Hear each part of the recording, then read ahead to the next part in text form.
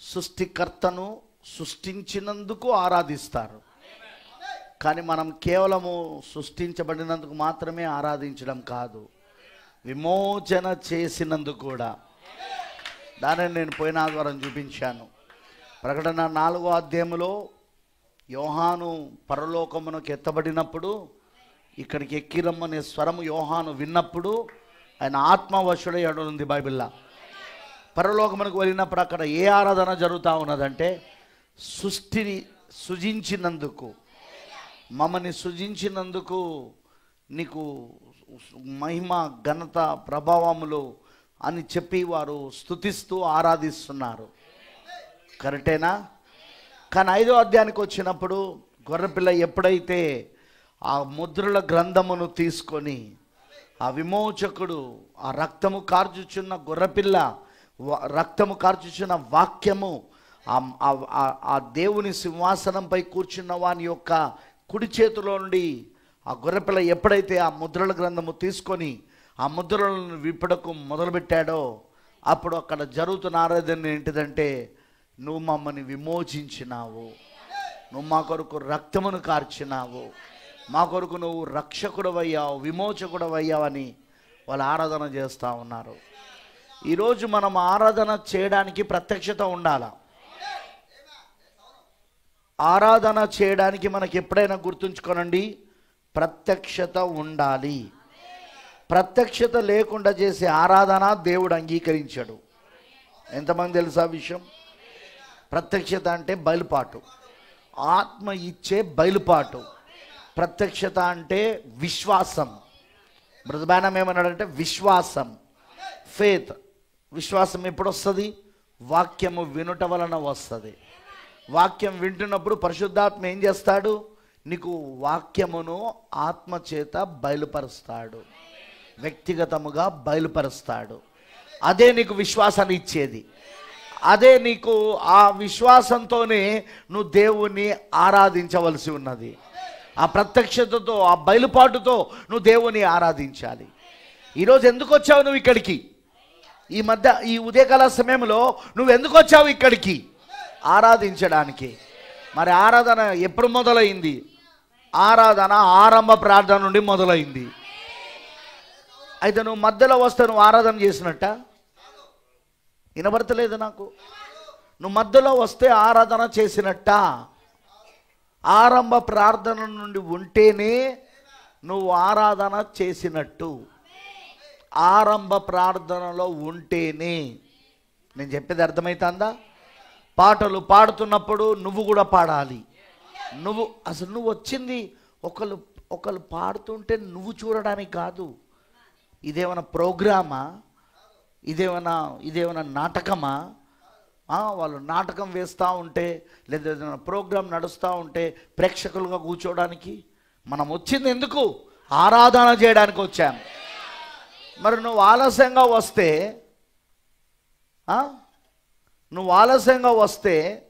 ఇక నువ్వు ఆరాధన ఏం చేసావు? నువ్వు జస్ట్ ఆస్కింగ్ ఏ క్వశ్చన్. నువ్వు ఆలస్యంగా వస్తే నువ్వు ఆరాధన చేసింది ఏంటి? ఏం చేసావు నువ్వు ఆరాధన? ఈ ఆదివారం నువ్వు ఆరాధన చేయలేదు. ఎందుకంటే బైబిల్ అంటుంది దేవుని గాన ప్రతిగానములతో స్తుతించాలి. గాన ప్రతిగానములు. దూతలు ఏం చేస్తున్నారు? గాన ప్రతిగానములతో దివారాత్రులు దేవుని స్తుతిస్తున్నారు. కరెక్టేనా? దూతల కంటే శ్రేష్టమైన ఆరాధన వధువు ఆరాధన. మరి నువ్వేం చేయాలి ఇక్కడ? ఆరాధించాలి. నిన్ను సృష్టించినందుకు ఆరాధించాలి. నీకోసం రక్తం కార్చి నిన్ను విమోచించినందుకు ఆరాధించాలి. నిన్ను దేవుడు సృజించింది, నీకోసం రక్తం కార్చింది, నిన్ను రక్షించింది, నిన్ను విమోచించింది ఆయన ఆరాధన పొందుకోవడానికి, ఆయన మహిమ పొందుకోవడానికి. అది నీ దగ్గర నుండి రాకపోతే నీకు లూసిఫర్కి తేడా ఏంటి?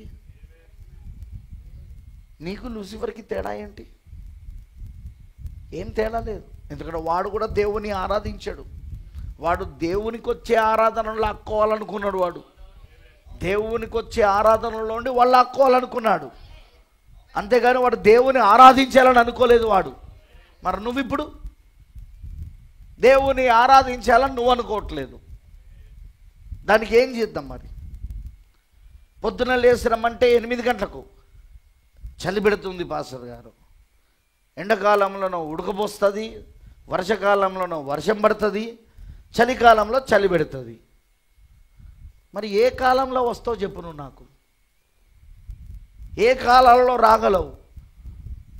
ఆదివారం పొద్దున్నే రమ్మని ఒకవేళ వర్షాకాలంలో అడిగితే రాత్రంతా వర్షం పడింది, పొద్దున కూడా వర్షం ఉంది, అందుకే నేను రాలేదు. సరే, మరి పనికి పోలేదా? ఉద్యోగానికి పోలేదా? వ్యాపారానికి వెళ్ళలేదా? కూరగాయలు తెచ్చుకోవడానికి పోలేదా? చికెన్ మటన్ తెచ్చుకోవడానికి పోలేదా? స్కూల్కి పంపలేదా పిల్లలను? నీ పిల్లలు స్కూల్కి పోలేదా వర్షం పడుతుంటే? నీకు అన్నిటికీ కారణాలు దొరకవు నీ నీ నీ సొంత పనుల దగ్గరకు వచ్చినప్పుడు. కానీ దేవుని దగ్గరకు వచ్చినప్పుడు, ఆయనను ఆరాధించడానికి వచ్చినప్పుడు నువ్వు కారణాలు చెప్తాను. ఒప్పుకుంటాడంటావా దేవుడు? నువ్వు చెప్పే సాకులు ఒప్పుకుంటాడంటావా? రిజెక్ట్ చేస్తాడు నిన్ను. ఒక్కటి గుర్తుంచుకోండి, బైబిల్లో ఒకే ఒక మాట మనకు చెప్తుంది, దేవుని చేతిలో పడుట భయంకరం. దయచేసి దేవుని చేతిలో పడకండి. ఇది అసలే తీర్పులు కుమ్మరించబడుతున్న కాలం. కొంచెం ఇటు జరుపు బ్రదర్, దాన్ని కొద్దిగా ఇటు, ఎందుకంటే దీని గాలి తగలకుండా.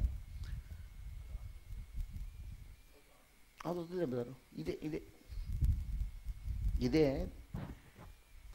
కొంచెం ఇటు జరపండి. జాగ్రత్తగా మీరు గమనిస్తే దేవుని ఇది తీర్పులు పడుతున్న కాలం, ఇది తీర్పులు కుమ్మరించబడుతున్న కాలం ఇది. ఆయన న్యాయాధిపతిగా, తీర్పరిగా 1963లో ప్రత్యక్షమయ్యాడు.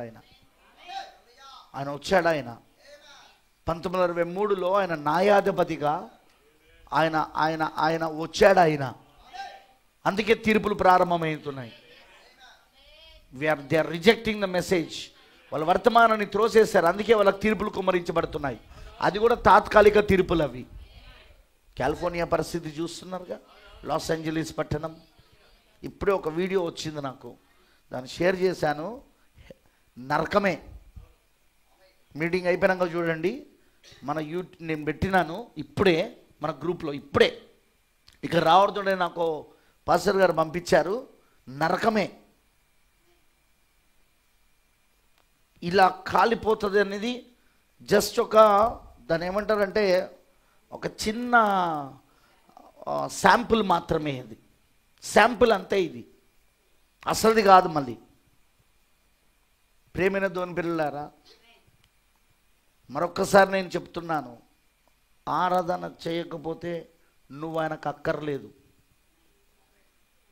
నిన్ను సృజించడానికి కారణం ఆరాధన నువ్వు చెయ్యాలని, నీ దగ్గర నుండి మహిమ రావాలని, నీకోసం రక్తం కార్చడానికి కారణం, నీకోసం ప్రాణం పెట్టడానికి కారణం, నీకు విమోచకుడు అవ్వడానికి కారణం, విమోచన ప్రణాళికను నీ పట్ల నెరవేర్పు చేయడానికి కారణం, నీ దగ్గర నుండి ఆయనకు ఆరాధన రావాలని.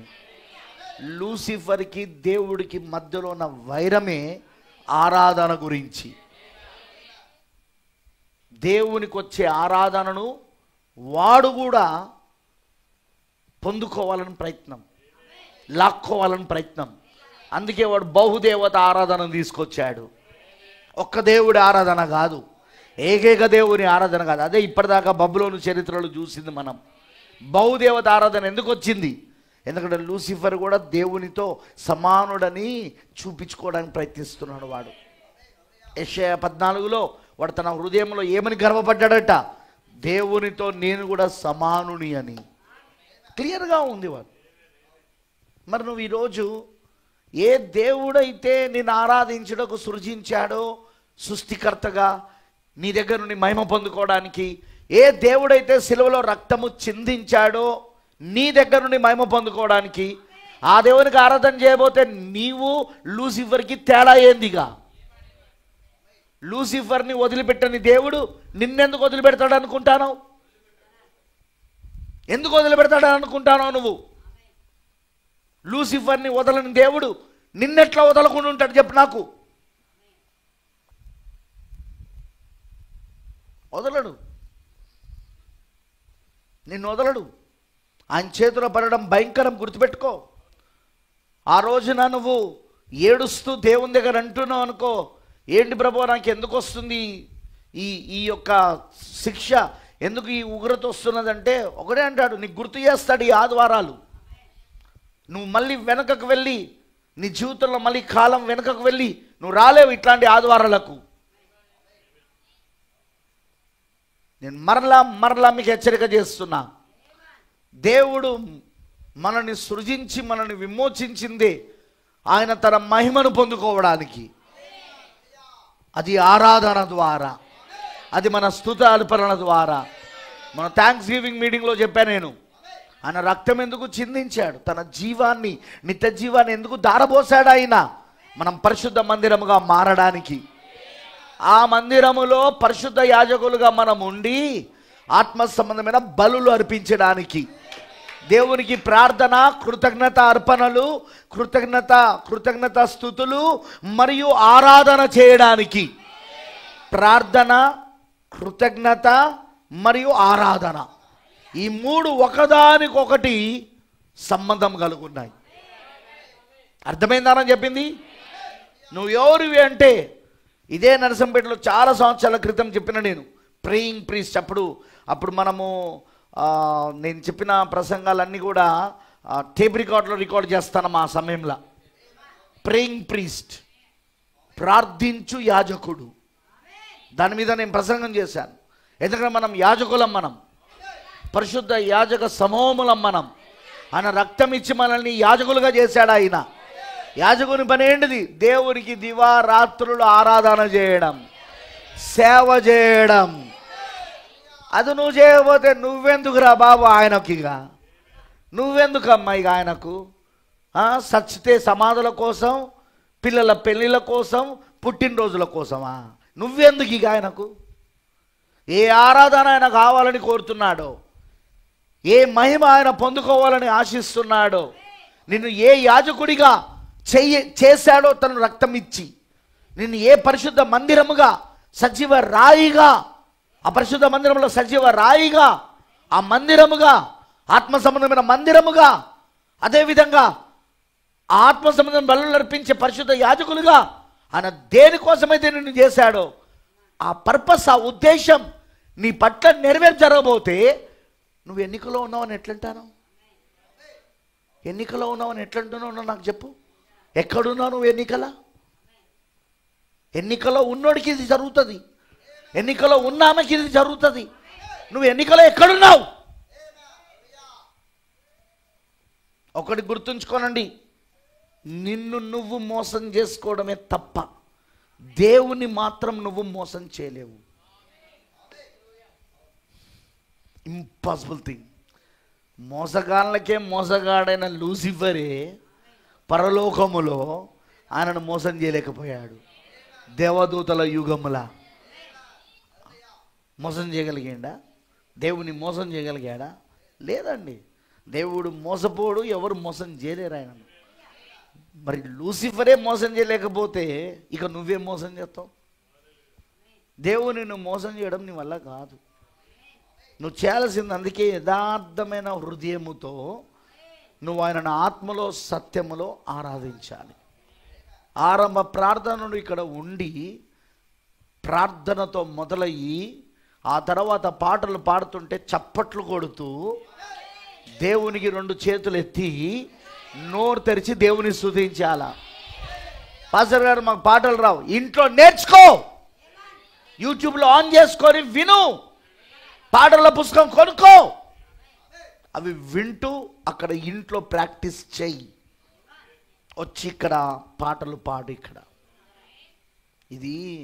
ఎవడు నాటకాలు ప్రదర్శిస్తలేరు, లేకపోతే ఇక్కడ ఏదో ప్రోగ్రాం జరుగుతలేదు, ఇక్కడ పాటలు పాడుతున్న వాళ్ళు ఏం ప్రోగ్రాంలు చేస్తలేరు. మనం అక్కడ కూర్చొని కాళ్ళు ఊపుకుంటూ కూర్చోడానికి.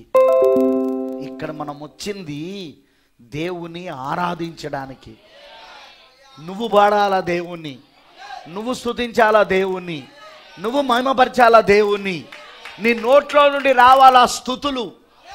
ప్రవక్త ఏమన్నాడు? ఆ పెదవుల్లో నుండి వచ్చే స్తుతులే ఆయన బలి అర్పణలై ఉన్నవి.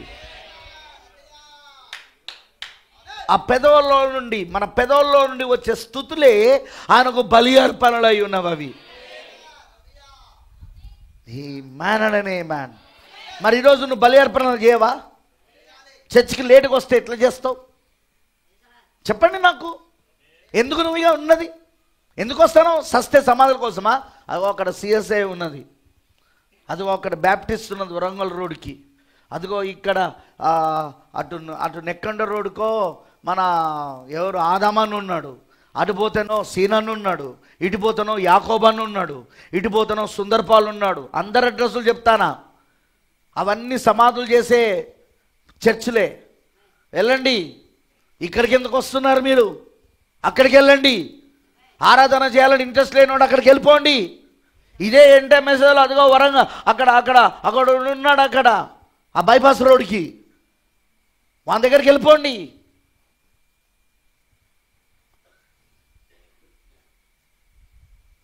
గుర్తుపెట్టుకోనండి, నేను మరలా చెప్తున్నా, నువ్వు ఇక్కడికి రావాలి అంటే ఆరాధన కోసం రావాలి. ఇక్కడికి ఆత్మలో సత్యములో ఆరాధించడానికి. దేవుని ఉద్దేశం, దేవుని ప్రత్యక్షత నీకు అర్థం కావాలా, దేవుడి ప్రణాళిక నీకు అర్థం కావాలా.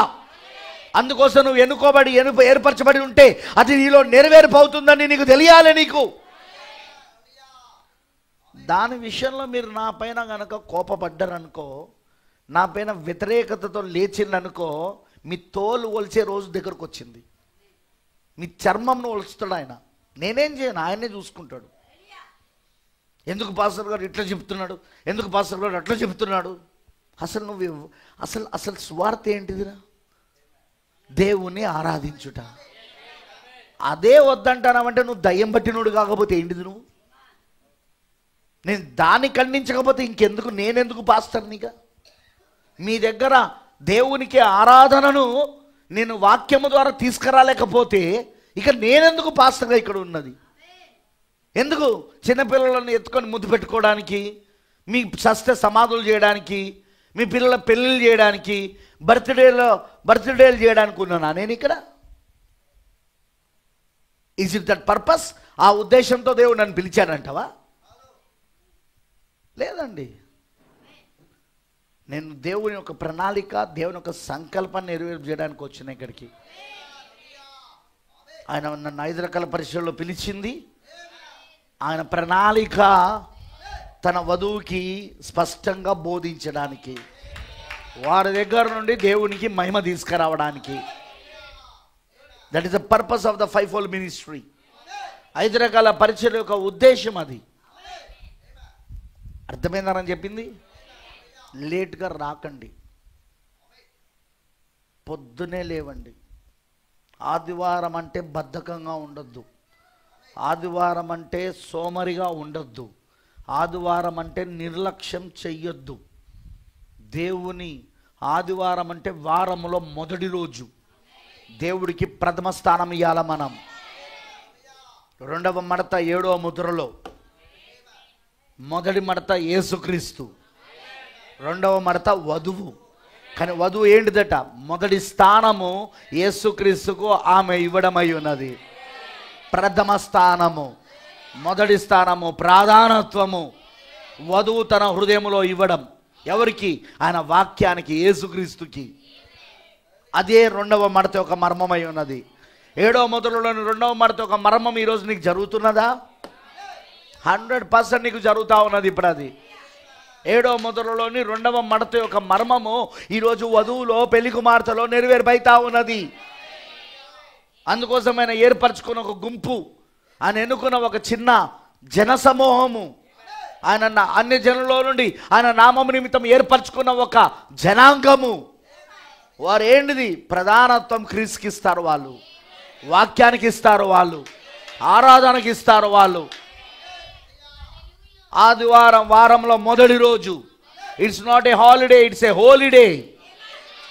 అదేమి సెలవు దినం కాదు, అది పరిశుద్ధ దినం అయి ఉన్నది. అది దేవుని ఒక పునరుద్ధానపు దినమునకు జ్ఞాపకమై ఉన్నది అది. ఆదివారం రోజున మనం ఎందుకు ఆరాధన చేస్తున్నాం? వారంలో మొదటి రోజున మనం ఎందుకు ఆరాధన చేస్తున్నాం?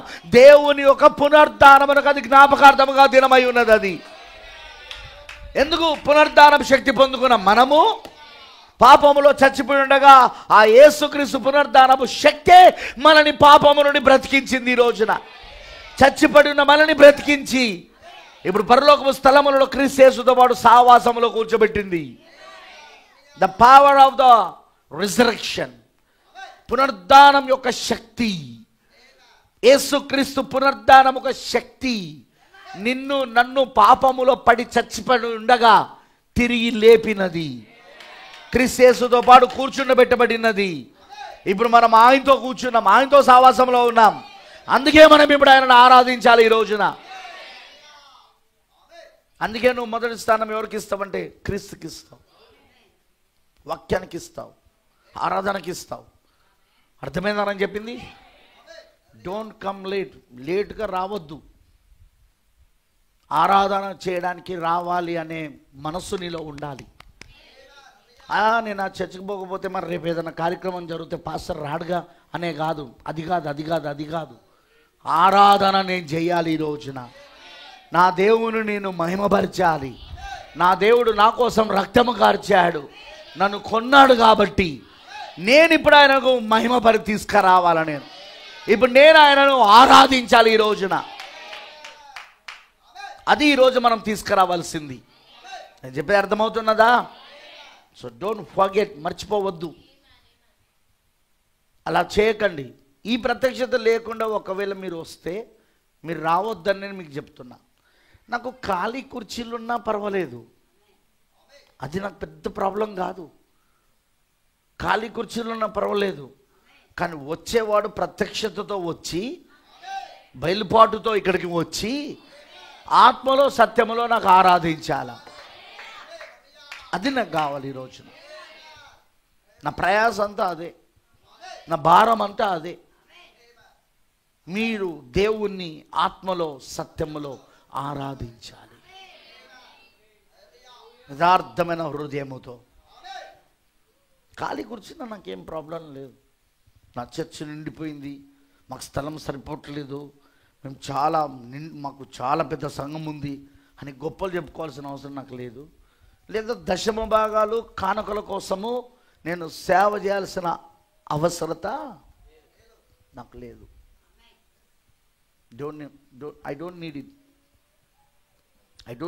నాకు అది అవసరం లేదు. దశమ భాగాలు కానుకల కోసం సేవ చేయాల్సిన అవసరత 30 ఏళ్ళ నుండి చేస్తున్న ఈ సేవలో ఇప్పటి వరకు దేవుడు నాకు అవసరత ఇవ్వలేదు. దశమ భాగాలు కానుకల కోసం సేవ చేసే పరిస్థితి దేవుడు నాకు తీసుకురాలేదు. ఎందుకంటే నేను అన్ని స్థితిలో అనుభవించుకుంటూ వచ్చిన. నేను ఏమీ లేని స్థితిలో కూడా నేనెప్పుడు దశమ భాగాలు కానుకల కోసం ఆశపడి వాక్యాన్ని రాజీపడి బోధించలేదు. నేను ఏమీ లేని స్థితిలో కూడా, తినడానికి తిండి లేని సమయంలో కూడా, నా పిల్లలకు తినడానికి సరైన భోజనం పెట్టలేని సమయంలో కూడా నేను రాజీ పడకుండా వాక్యాన్ని బోధించుకుంటూ వచ్చినా. నేను ఎందుకు అంటే దేవుడు నన్ను అందుకోసం పిలవలేదని నాకు అర్థమైపోయింది. కాబట్టి నేను అలాంటి ఏమీ లేని స్థితిలో ఉన్నప్పుడు రాజీ పడనోన్ని ఇప్పుడు దేవుడు నాకు అన్ని ఇచ్చినాక నేను ఎట్లా రాజీ పడతా? బై గాడ్స్ గ్రేస్, దేవుని కృప వలన ఈరోజు దేవుడు నాకు అన్ని ఇచ్చినాక, సమృద్ధిగా దేవుడు నన్ను దీవించినాక నేను ఏ విధంగా ఇప్పుడు రాజీ పడతానంటావు? చెప్పండి. నాకు రాజీ పడను నేను. నాకు దశమభాగాలు కానుకలు ముఖ్యమైనది కాదు. నా దేవుడు ఏలియాను పోషించినట్టు, ఏలియాను ఆయన కాకుల ద్వారా పోషించాడు. దేవుడు తన సేవకులను ఆ విధంగా పోషించగలడని ప్రవక్త చెప్పాడు. దేవుడు 40 సంవత్సరాలు 20 లక్షల మందిని, 2 మిలియన్ల ఇజ్రాయెల్ ప్రజలను, 20 లక్షల మంది ఇజ్రాయెల్ ప్రజలను అరణ్యంలో దేవుడు పోషించాడు. వాళ్ళను పోషించాడా లేదా? దేవదూతల ఆహారమైన మన్నాతో పోషించాడు. అక్కడ 20 లక్షల మంది భోంచేయాల 3 పూటలంటే ఎన్ని టన్నుల ఆహారం కావాలి చెప్పండి? రోజుకి ఎన్ని టన్నుల ఆహారం కావాలి? 20 లక్షల మంది భోంచేయాలంటే రోజుకి ఎన్ని టన్నుల ఆహారం కావాలి? ఎన్ని లీటర్ల నీళ్లు కావాలి? ఎన్ని లక్షల లీటర్ల నీళ్లు కావాలి? ఆ బండలో నుండి ఆ నీరు వస్తుందా లేదా? ఆ బండలోని నీరు వాళ్ళని వెంబడిస్తూనే ఉన్నదా లేదా? ఎస్, హల్లెలూయా. సూపర్ న్యాచురల్గా, సహజాతీతంగా దేవుడు ఆ రోజు వారిని పోషించాడు. ఆయన ఒక నిజమైన సేవకుడు ఎల్లప్పుడూ సహజాతీతముగా పోషించబడతా ఉంటాడు. సహజాతీతముగా అతను సహజాతీతమైన దానిపైన ఆధారపడతాడు. అతను ఎవరు? నిజమైన దైవజనుడు. అంతేగాని దశమభాగాలు కానుకలుతో నేను పోషించబడాలి కదా అని వాక్య విషయంలో రాజీ పడి వాక్యంతో నిలబడకుండా జనులు ఎట్లుంటే నాకేంది, ఎవరు ఎట్లుంటే నాకేంది, నాకు కావలసిన దశమ భాగాలు, నాకు కావలసిన కానుకలు వస్తే సరిపోతుంది అని అనుకొని వెళ్ళేవాడు అసలు సేవకుడే కాదు. అతను సేవకుడే కాదు. అతను దేవుని పిలుపు లేనోడు. అతను డబ్బు కోసం వచ్చిన బిలాం. అతను డబ్బు కోసం పడిపోయిన యూదా ఇస్కరేత్. అతను ఒక్క పూట భోజనం కోసము రాజీ పడిన, తన జన్మ హక్కును అమ్ముకున్న ఏశావు లాంటి వాడు. ఇవన్నీ నేననలేదు, బైబిల్ అంటాంది ఇదంతా. ఒక్క పూట భోజనం కోసం తన జ్యేష్ఠత హక్కును అమ్మేసుకున్నాడా లేదా? ఏశావు. సేవకులు కూడా ఈరోజు 1 మీల్ టికెట్ కోసం, ప్రాఫిట్ ఏమన్నాడు? ఒక్క భోజనం కోసం, ఒక్క పూట భోజనం కోసం వాళ్ళ జన్మ హక్కులను అమ్మేస్తున్నారట. ఎట్లా? వాక్యాన్ని ఉన్నది ఉన్నట్టుగా బోధించకుండా ఉండు ద్వారా. జనులు ఎట్లున్నా వాళ్ళు పట్టించుకోరు. వాళ్ళకి కావాల్సింది కానుకలు, వాళ్ళకి కావాల్సింది దశమ భాగాలు. అందుకే బిలాము లాంటి బోధకులు, అలా ఉన్న ఇస్కరియోతు యూదా లాంటి సేవకులు ఈరోజు ఉన్నారని ప్రాఫిట్ చెప్పాడు. వీళ్ళంతా డబ్బు కోసం పడిపోయిన వాళ్ళు వీళ్ళు. ఫ్రెండ్స్, ఈరోజు దాన్ని నేను అంత ఖచ్చితంగా బోధిస్తున్నాను అంటే నేను అందులో ఒకరిని కాదు కాబట్టే బోధిస్తాను. ఇంత ఖండితంగా బోధించడానికి కారణం అదే. ప్రైజ్ లార్డ్, హల్లెలూయా. ఎందుకంటే నాకు ఏమీ లేని సమయంలో కూడా నా దేవుడు నన్ను పోషించాడు. ఏమీ లేని సమయంలో కూడా, ఏమీ లేదు నా దగ్గర, అయినా నేను వాక్యమును రాజీ పడకుండా బోధిస్తూ ఉన్నప్పుడు, నేను వాక్యమును ఉన్నట్టుగా బోధిస్తూ ఉన్నప్పుడు, అప్పుడు నన్ను పోషించిన దేవుడు ఆయన. అప్పుడే నాకు అర్థమైంది ఆయన సూపర్ న్యాచురల్గా, సహజాతీతముగా ఆయన తన పిల్లలను పోషించగలడని నాకు అర్థమైంది. అప్పుడే అనుభవముతో నాకు అర్థమైంది. ఉట్టి ప్రవక్త చెప్పినప్పుడు మెసేజ్లో వినుడ ద్వారానో బైబిల్ని చదవట ద్వారానో కాదు, అనుభవముతో. అప్పటి నుండి నేను ఇప్పటి వరకు సేవలో రాజీ పడకుండా ముందుకు వెళ్తున్నాను. నేను మొట్టమొదటిగా దేవుని సేవకు పిలువబడినప్పుడు, నేను నా ఇంటిని విడిచిపెట్టి బయటకు వచ్చినప్పుడు ఏమీ లేనివాడుగా బయటకు వచ్చిన నేను. నథింగ్, నా దగ్గర ఏమీ లేదు నా దగ్గర. కానీ దేవుడు నన్ను ఆ సమయంలోనే పోషించుకుంటూ వచ్చాడు ఆయన. ఆ సమయంలోనే నడిపించుకుంటూ వచ్చాడు ఆయన. ఆమేన్ అండ్ ఆమేన్. అప్పుడే నాకు ఏం కావాలో అవన్నీ ఇచ్చుకుంటూ వచ్చాడు ఆయన. అలాంటిది నేను రాజీ పడాల్సిన అవసరం ఏముంది? ఇప్పుడు నన్ను పోషించే దేవుడు నాకు ఉన్నాడు కదా, నా పోషకుడు సజీవుడుగా ఆయన నాకు ఇస్తున్నాడు కదా అన్నీ. హల్లెలూయా. ఈరోజు ఈ సేవలో మీకు నేను మరలా చెప్తున్నా, ఈ ప్రత్యక్షతను నేను బోధించడానికి కారణం, ఈ వర్తమానమును ప్రత్యక్షతను మీరు దాన్ని పొందుకొని దేవునికి మీరు వ్యక్తిగతముగా సేవ చేయాలి. మీరు ఎలా? పరిశుద్ధ యాజకులుగా ఆయనకు ప్రార్థన, కృతజ్ఞత స్తుతులు మరియు అక్కడ ఆరాధన, ప్రార్థన, కృతజ్ఞత అర్పించుట మరియు ఆరాధన. దాని ద్వారా నువ్వు వ్యక్తిగతముగా దేవునికి సేవ చేయాలి పరిశుద్ధ యాజకుడిగా. నేను చెప్పేది అర్థమవుతుందా? సో డూ ఇట్, చేయండి, దాన్ని విడిచిపెట్టకండి. దేవుడు మిమ్మల్ని దీవిస్తాడు. నీ పట్ల దేవుని పర్పస్ని అర్థం చేసుకో. ఆయన పర్పస్, ఆయన ఉద్దేశం ఏంటో తెలుసా? ఆయన లక్ష్యం ఏంటో తెలుసా? నీ పట్ల నిన్ను సృజించడానికి, రక్షించడానికి ఏంటో తెలుసా? నీ దగ్గర నుండి ఆరాధన పొందుకోవడానికి. నువ్వు ఆయనను మహిమపరచాలా, నువ్వు ఆయనను ఘనపరచాలా, నువ్వు ఆయనను స్తుతించాలా. ప్రార్థనల ద్వారా, కృతజ్ఞతలు తెలియజేయడం ద్వారా, ఆమేన్ అని ఆమేన్ అలా నీ ఆరాధన చేయడం ద్వారా, పరిశుద్ధ ఆ ఆత్మ సంబంధమైన బలులు అర్పించడం ద్వారా వ్యక్తిగతంగా నువ్వు ఆయనకు సేవ చేయాలి. అందుకోసమే నిన్ను దేవుడు ఏర్పరచుకున్నాడు, అందుకోసమే దేవుడు నిన్ను ఎన్నుకున్నాడు. ఆ పని గనక నీకు జరగట్లేదు, ఆ పర్పస్, ఆ ఉద్దేశం, ఆ లక్ష్యం నీలో నెరవేర్పవుతలేదు అని అంటే మాత్రం మర్చిపోకు, నువ్వు అసలు ఏర్పాట్లో లేవని అర్థం, ఎన్నికలో లేవని అర్థం.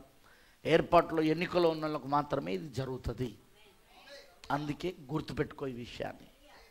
నువ్వు ఏర్పాట్లో లేకుండా ఎంత ఈ వర్తమానంలో ఉన్నా ఎత్తబడలేవు, పరలోకం వెళ్ళలేవు. ఎందుకంటే ఏర్పాట్లో లేకుండా లోతు ఎన్ని రోజులు అబ్రహాముతో ఆ వర్తమానంతో కలిసి ఉన్న ప్రయాణం చేసిన చివరికి ఏమయ్యాడు? అగ్నికి, అతనికి ఉన్నదంతా అగ్నికి నాశనం అయిపోయింది. అబ్రహాము శారల వలె వాళ్ళ శరీరం మాత్రము మార్పు చెందలేదు, వాగ్దాన కుమారుని పొందుకోలేదు.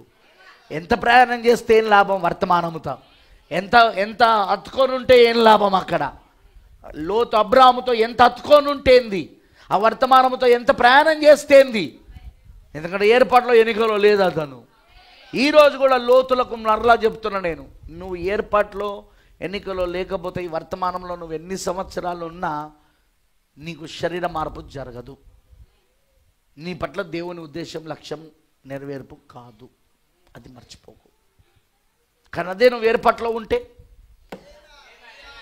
నీ దగ్గర నుండి ఆరాధన వస్తుంది, నీ దగ్గర నుండి స్తుతి వస్తుంది, బలి అర్పణలు వస్తాయి ఆయనకు. ఎందుకంటే ఆయన నిన్ను ఏర్పరచుకున్నాడు, ఆయన పరిశుద్ధ యాజకుడిగా చేశాడు ఆయన. నువ్వు ఆదివారం ఎప్పుడో మెల్లగా లేచి తయారయ్యి చర్చ్కి వెళ్దాంలే అని చెప్పి వెళ్ళిపోయి ఆరాధన అంతా అయిపోయేదాకా గేట్ బయట నిలబడి, ఆరాధన అయిపోయినాక పాస్టర్ గారు ఎప్పుడు వస్తాడు, పాస్టర్ గారు ఎప్పుడు వస్తాడు అని చెప్పి చూస్తూ పాస్టర్ గారు రావడతాడే, గేట్ తీస్తారుగా, అప్పుడు లోపలికి వద్దాం. ఒకటి చెప్తాను, దానివలన నువ్వు లోతులాగా ఉన్నావు తప్ప అబ్రహాం లాగా లేవు. నువ్వు ఏ లాభం లేదు. నువ్వు లోతుకి ఏమైందో చరిత్రలో చూడు, ఛాయలో చూడు, నీడలో. నీకు జరగబోయేది అదే. నేను ఉన్నోడు చెప్తాను, ముఖం ముందు చెప్తానా, అది మర్చిపోకు. అర్థమైందని అన్నది? ఓకే, ఈ వారంలో మనకు మీటింగ్స్ ఉన్నాయి, మర్చిపోవద్దు. జరగకుండా ఆగలేదు అక్కడ. అదేవిధంగా ఈరోజు మనం కొన్ని విషయాలలో ఫెయిల్ అవుతాం కావచ్చు, కొన్ని విషయాలలో ప్రియులారా మనం తప్పిపోతాం కావచ్చు, విఫలమవుతాం కావచ్చు. అయినా దేవుడు తన ఉద్దేశాన్ని మాత్రము మన ఫెయిలియర్స్ని బట్టి ఆయన లక్ష్యం జరుగుతుంది అక్కడ. అందుకే మనం ఆయన వాక్యాన్ని నమ్మాలి. మనం కొన్నిసార్లు మన ఫెయిలియర్స్లో కూడా మనం నమ్మాలా. అంటే మనం తప్పిపోయినా సరే దానిలో మనం నమ్మాలా దాన్ని.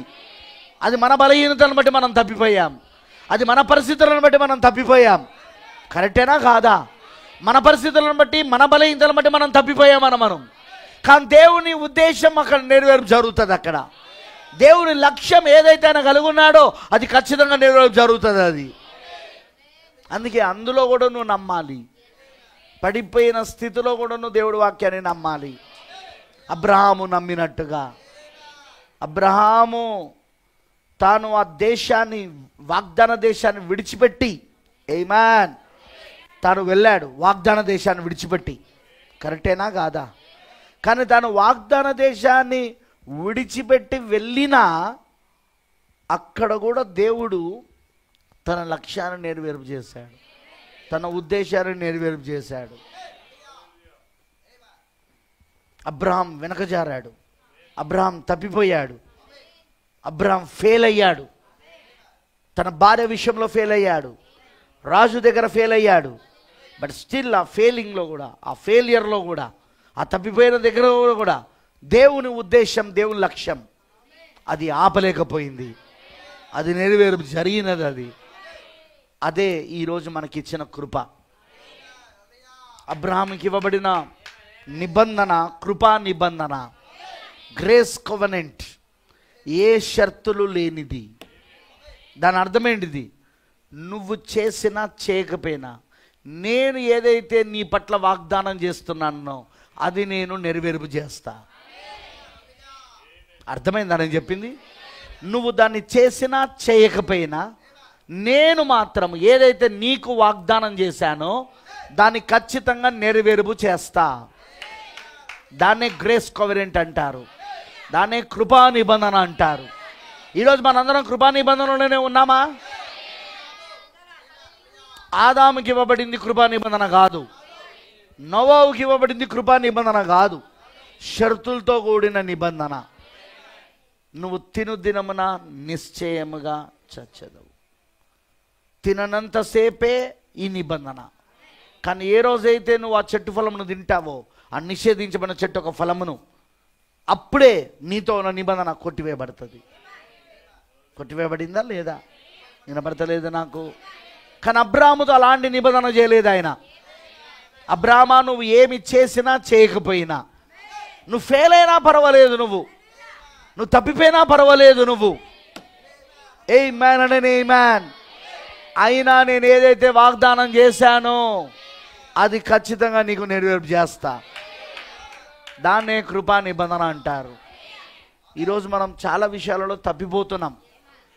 కొన్నో తెలిసి, కొన్నో తెలియక, తప్పిపోతున్నాం మనం. అవునా కాదా? బట్ స్టిల్ దేవుడు తన కృపా నిబంధన ప్రకారముగా, తన కృపలో ఆయన ఐశ్వర్యవంతుడు కాబట్టి ఆయన తన వాగ్దానం చేసింది మనకి ఈరోజు నెరవేర్పు చేస్తున్నాడు. ఓ దేవుడికి మహిమ కలుగును గాక. హల్లెలూయా. ఆ కృపా నిబంధనలో మనం ఉన్నందుకు సంతోషంగా ఉందా లేదా? Okay, let's turn to the book of revolution. ప్రకటన గ్రంథమునకు మనం తెరుద్దాం. 2వ అధ్యాయము, ప్రకటన గ్రంథము 2వ అధ్యాయము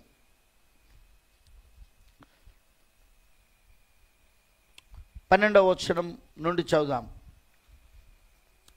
బబులోను గురించి మనం మాట్లాడుకుంటున్నాం.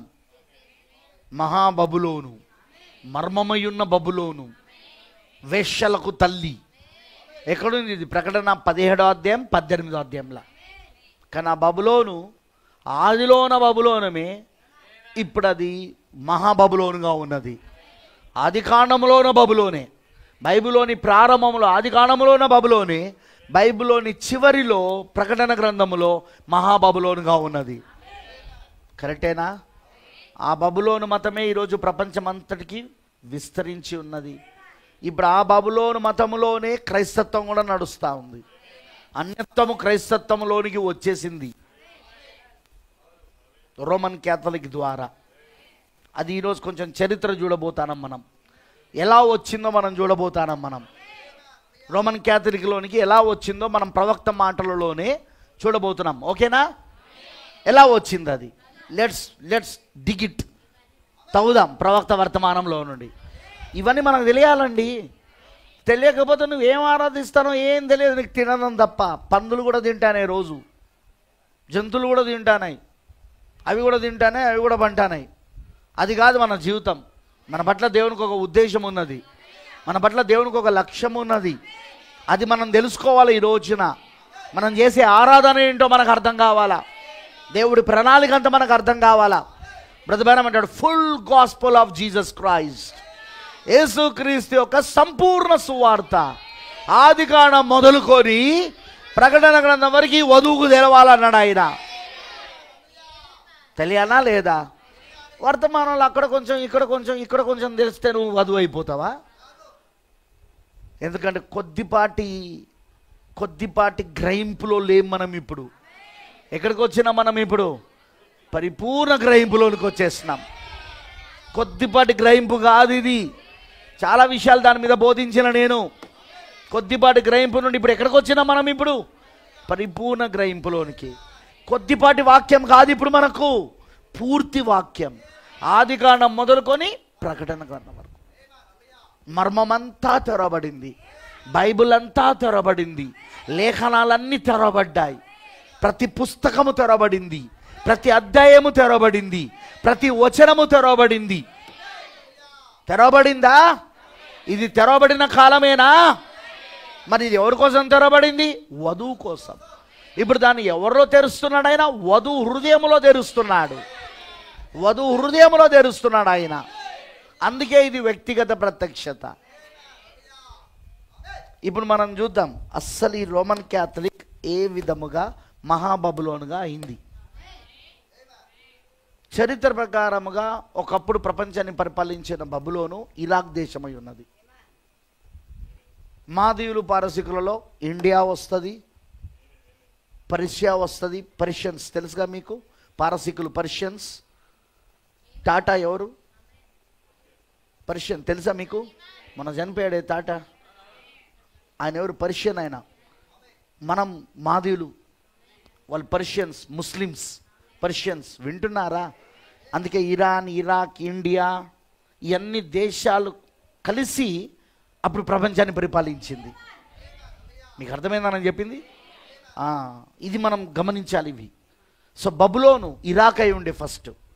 బబులోన్ తర్వాత మాదీయులు పారసీకులు ఈ దేశాలన్నీ, ఇండియా, ఇరాన్, ఇరాక్ మరియు ఇంకా అంటే ఇరాకో వాళ్ళ చేతులకు వెళ్ళిపోయింది. సో ఆ విధంగా ఆ తర్వాత రోమ్, రోమ్ మూడో దేశం, అగ్రరాజ్యం, అన్ని జిల్లాలో వచ్చిన అగ్రరాజ్యం ప్రపంచాన్ని పరిపాలించింది. ఇప్పుడు ఆ రోమే ఆ ఘట సర్పమే, ఆ క్రూర ముఖమే ఇప్పుడు అది పోపు రోముగా మారి ప్రపంచాన్ని పరిపాలిస్తూ ఉన్నది. మతపు శక్తిగా, రాజకీయపు శక్తిగా అది ఇప్పుడు ఎదిగి ఆ రెండింటిని కలుపుతూ, వింటున్నారా? ఆ రెండింటిని కలుపుతూ, ఆ రెండింటిని మిశ్రమం చేస్తూ ఇప్పుడు ప్రపంచ ఆర్థిక వ్యవస్థను కూడా తన చేతిలోనికి తీసుకొని ఈ మూడిటిని కలిపి పరిపాలించబోతున్నాడు. ఇక ఈ మూడు మిశ్రమమవుతున్న కాలంలో మనం ఉన్నాము ఇప్పుడు. అయితే ఈరోజు మనం చరిత్రలో చూడాలి. మనం చాలా ఇంపార్టెంట్ ఇది. నేను ఇదివరకు నాకు బాగా గుర్తు ఎక్కడ చెప్పినానంటే, నేను దీన్ని చాలా సంవత్సరాల క్రితము విజయవాడలో పెన్నమూరులో పాస్టర్ డేవిడ్ గారు ఉంటారు, అక్కడ ఆయన సంఘంలో బోధించిన నేను దీన్ని. అది యూట్యూబ్లో ఉండి ఉంటుంది. పెనమలూరులో పాస్టర్ డేవిడ్ గారు ఉంటారు, ఆయన దగ్గర ఈ మెసేజ్ బోధించిన నేను. ఈ రోమన్ క్యాథలిక్ గురించి ఇది ఎలా తయారైందనేది, ఈ సంఘం యొక్క చరిత్ర ప్రవక్త చెప్పింది చూపించిన నేను. సో లెట్స్ సీ, చూద్దాం. ప్రకటన 2వ అధ్యాయము 12వ వచనం చదువుదాం. పెరుగములో ఉన్న సంఘపు దూతకి ఇలాగు రాయము, వాడి అయిన 2 అంచులు గల ఖడ్గము గలవాడు చెప్పు సంగతులు ఏవనగా, సాతాను సింహాసనమున్న స్థలములో నీవు కాపురం ఉన్నావని నేను ఎరుగుదును. అసలు సాతాను సింహాసనము బబులోను, చరిత్ర ప్రకారంగా బబులోను. కానీ ఇక్కడ దేవుడు ప్రకటన గ్రంథంలో పెరగమా అంటున్నాడు. పెరగమా అంటే ఉట్టి సంఘకాలంగా తీసుకోకండి, అదొక పట్టణం కూడా అది. ఎందుకు? ప్రాఫిట్ ఏమన్నాడు?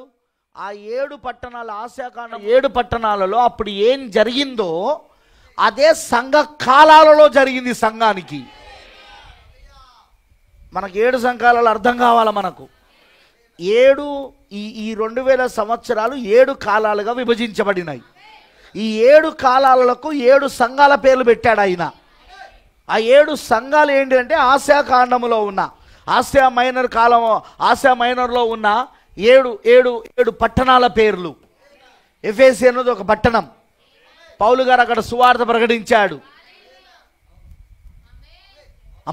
అపోస్తలుల కార్యం 19వ అధ్యాయంలో పౌలు గారు ఎఫెసీకి వెళ్ళాడా లేదా? వినబడతలేదు. కొరింథీ ఎలాగైతే కొరింథీ అనేది ఒక పట్టణమో ఎఫెసీ కూడా ఒక పట్టణం, అవునా? స్ముర్న, పెర్గమా, థియోతైరా, సార్దిస్, ఫిలదెల్ఫియా, లవోదికియా, ఇవన్నీ 7 పట్టణాలు ఆసియా మైనర్లో. అయితే ప్రాఫిట్ ఏమంటాడంటే, అప్పుడు ఆ ఆసియా మైనర్లో ఉన్న 7 పట్టణాలలో ఏమేమైతే జరిగినదో అదే సంఘకాలాలలో జరిగినది. అది ఎవరికి? సంఘానికి జరిగింది, విశ్వవ్యాప్తంగా ఉన్న సంఘానికి. ఆ చిన్న పట్టణంలో జరిగిన కార్యాలు అది ఆ కాలములో, ఇప్పుడు ఉదాహరణ ఎఫెసీ పట్టణం ఉంది. ఎఫెసీ పట్టణంలో ఏ కార్యాలు అయితే అప్పుడు జరిగినాయో అవి ఎఫెసీ సంఘ కాలము క్రీస్తు శకం 53 నుండి 170 సంవత్సరాల వరకు మొత్తం విశ్వవ్యాప్తంగా ఉన్న సంఘానికి ఆ కార్యాలు జరిగినాయి అక్కడ. అందుకే దేవుడు ఈ 7 కాలాలకు ఆయన 7 పట్టణాల పేర్లు పెట్టాడు ఆయన. ఇప్పుడు మనము 7వ పట్టణం లవోదికియా అనే పట్టణం యొక్క పేరు మన కాలానికి పెట్టబడింది. 1906 నుండి అది ప్రారంభమైంది. కరెక్టేనా కాదా? మరి లవోదికియాలో ఏం జరిగిందో, ఆ పట్టణంలో ఏం జరిగిందో ప్రవక్త చరిత్ర రాసి అదే కార్యాలు ఇప్పుడు సంఘకాలంలో కూడా జరుగుతున్నదని, అదే కార్యం మన కాలంలో కూడా జరుగుతుందని స్పష్టంగా బోధించాడు ఆయన. అక్కడ సార్వత్రికంగా ప్రపంచవ్యాప్తంగా ఉన్న సంఘంలో జరుగుతున్న కార్యాలు అన్నమాట. మళ్ళీ ఇది ఒక మూలన ఉన్న సంఘంలో కాదు, ప్రపంచంలో ఎక్కడో ఒక మూలన ఉన్న సంఘంలో కాదు, సార్వత్రికంగా ఉన్న సంఘం. That is the church ages. అవి సంఘకాలాలు. చాలాసార్లు నేను చెప్పాను, మళ్ళీ చెప్తాను. ఇప్పుడు పెర్గమ సాతాను సింహాసనం అయింది. అదేంటి? పెర్గమ పట్టణం ఎట్లయింది సాతాను సింహాసనం? పెర్గమ పట్టణం యాక్చువల్గా బబులోను పట్టణం కదా, కల్దీయుల దేశం కదా, షూషాను కోట కదా, బబులోను ప్రధాన కేంద్రం. అక్కడ కదా సాతానుడు ఉన్న సింహాసనం, సాతాను సింహాసనం. ఇక్కడికి ఎలా వచ్చింది? దాన్నే తవ్వుదాం, మనం ట్రై చేద్దాం. దాన్ని తవ్వినప్పుడు మీకు ఇంకోటి ఏమర్థమవుతుందంటే అది ఏ విధముగా రోమన్ క్యాథలిక్కి మారిందో చూస్తాం మనం. ఇక్కడ ప్రాఫిట్ అదే చెప్పాడు మనకు. అందుకే అంటున్నాడు 13వ వచనంలో 2వ అధ్యాయం ప్రకటన, సాతాను సింహాసనమున్న స్థలములో నువ్వు కాపురమున్నవని నేను ఎరుగుదును, మరియు సాతాను కాపురమున్న ఆ స్థలములో నా యందు విశ్వాసే ఉండి నన్ను గూర్చి సాక్షి అని అంత్యపను వాడు మీ మధ్యను చంపబడిన దినములలో నువ్వు నా నామమును గట్టిగా చేపట్టి నా యందలి విశ్వాసమును విసర్జింపలేదని నేను ఎరుగుదును. అయినను నేను నీ మీద కొన్ని తప్పిదములు మోపవలసి ఉన్నది. అవేవనగా విగ్రహములకు బలి ఇచ్చిన వాటిని తినున్నట్లును, జారత్వము చేయనట్లును, ఇజ్రాయేలులకు ఉయ్యుడమని బాలాకునకు నేర్పిన బిలాము బోధన అనుసరించువారు నీలో ఉన్నారు. అటువలనే నిఖాలేతుల బోధన అనుసరించువారును నీలో ఉన్నారు. దేవుడి మాటలను దీవించును గాక. కూర్చోనండి.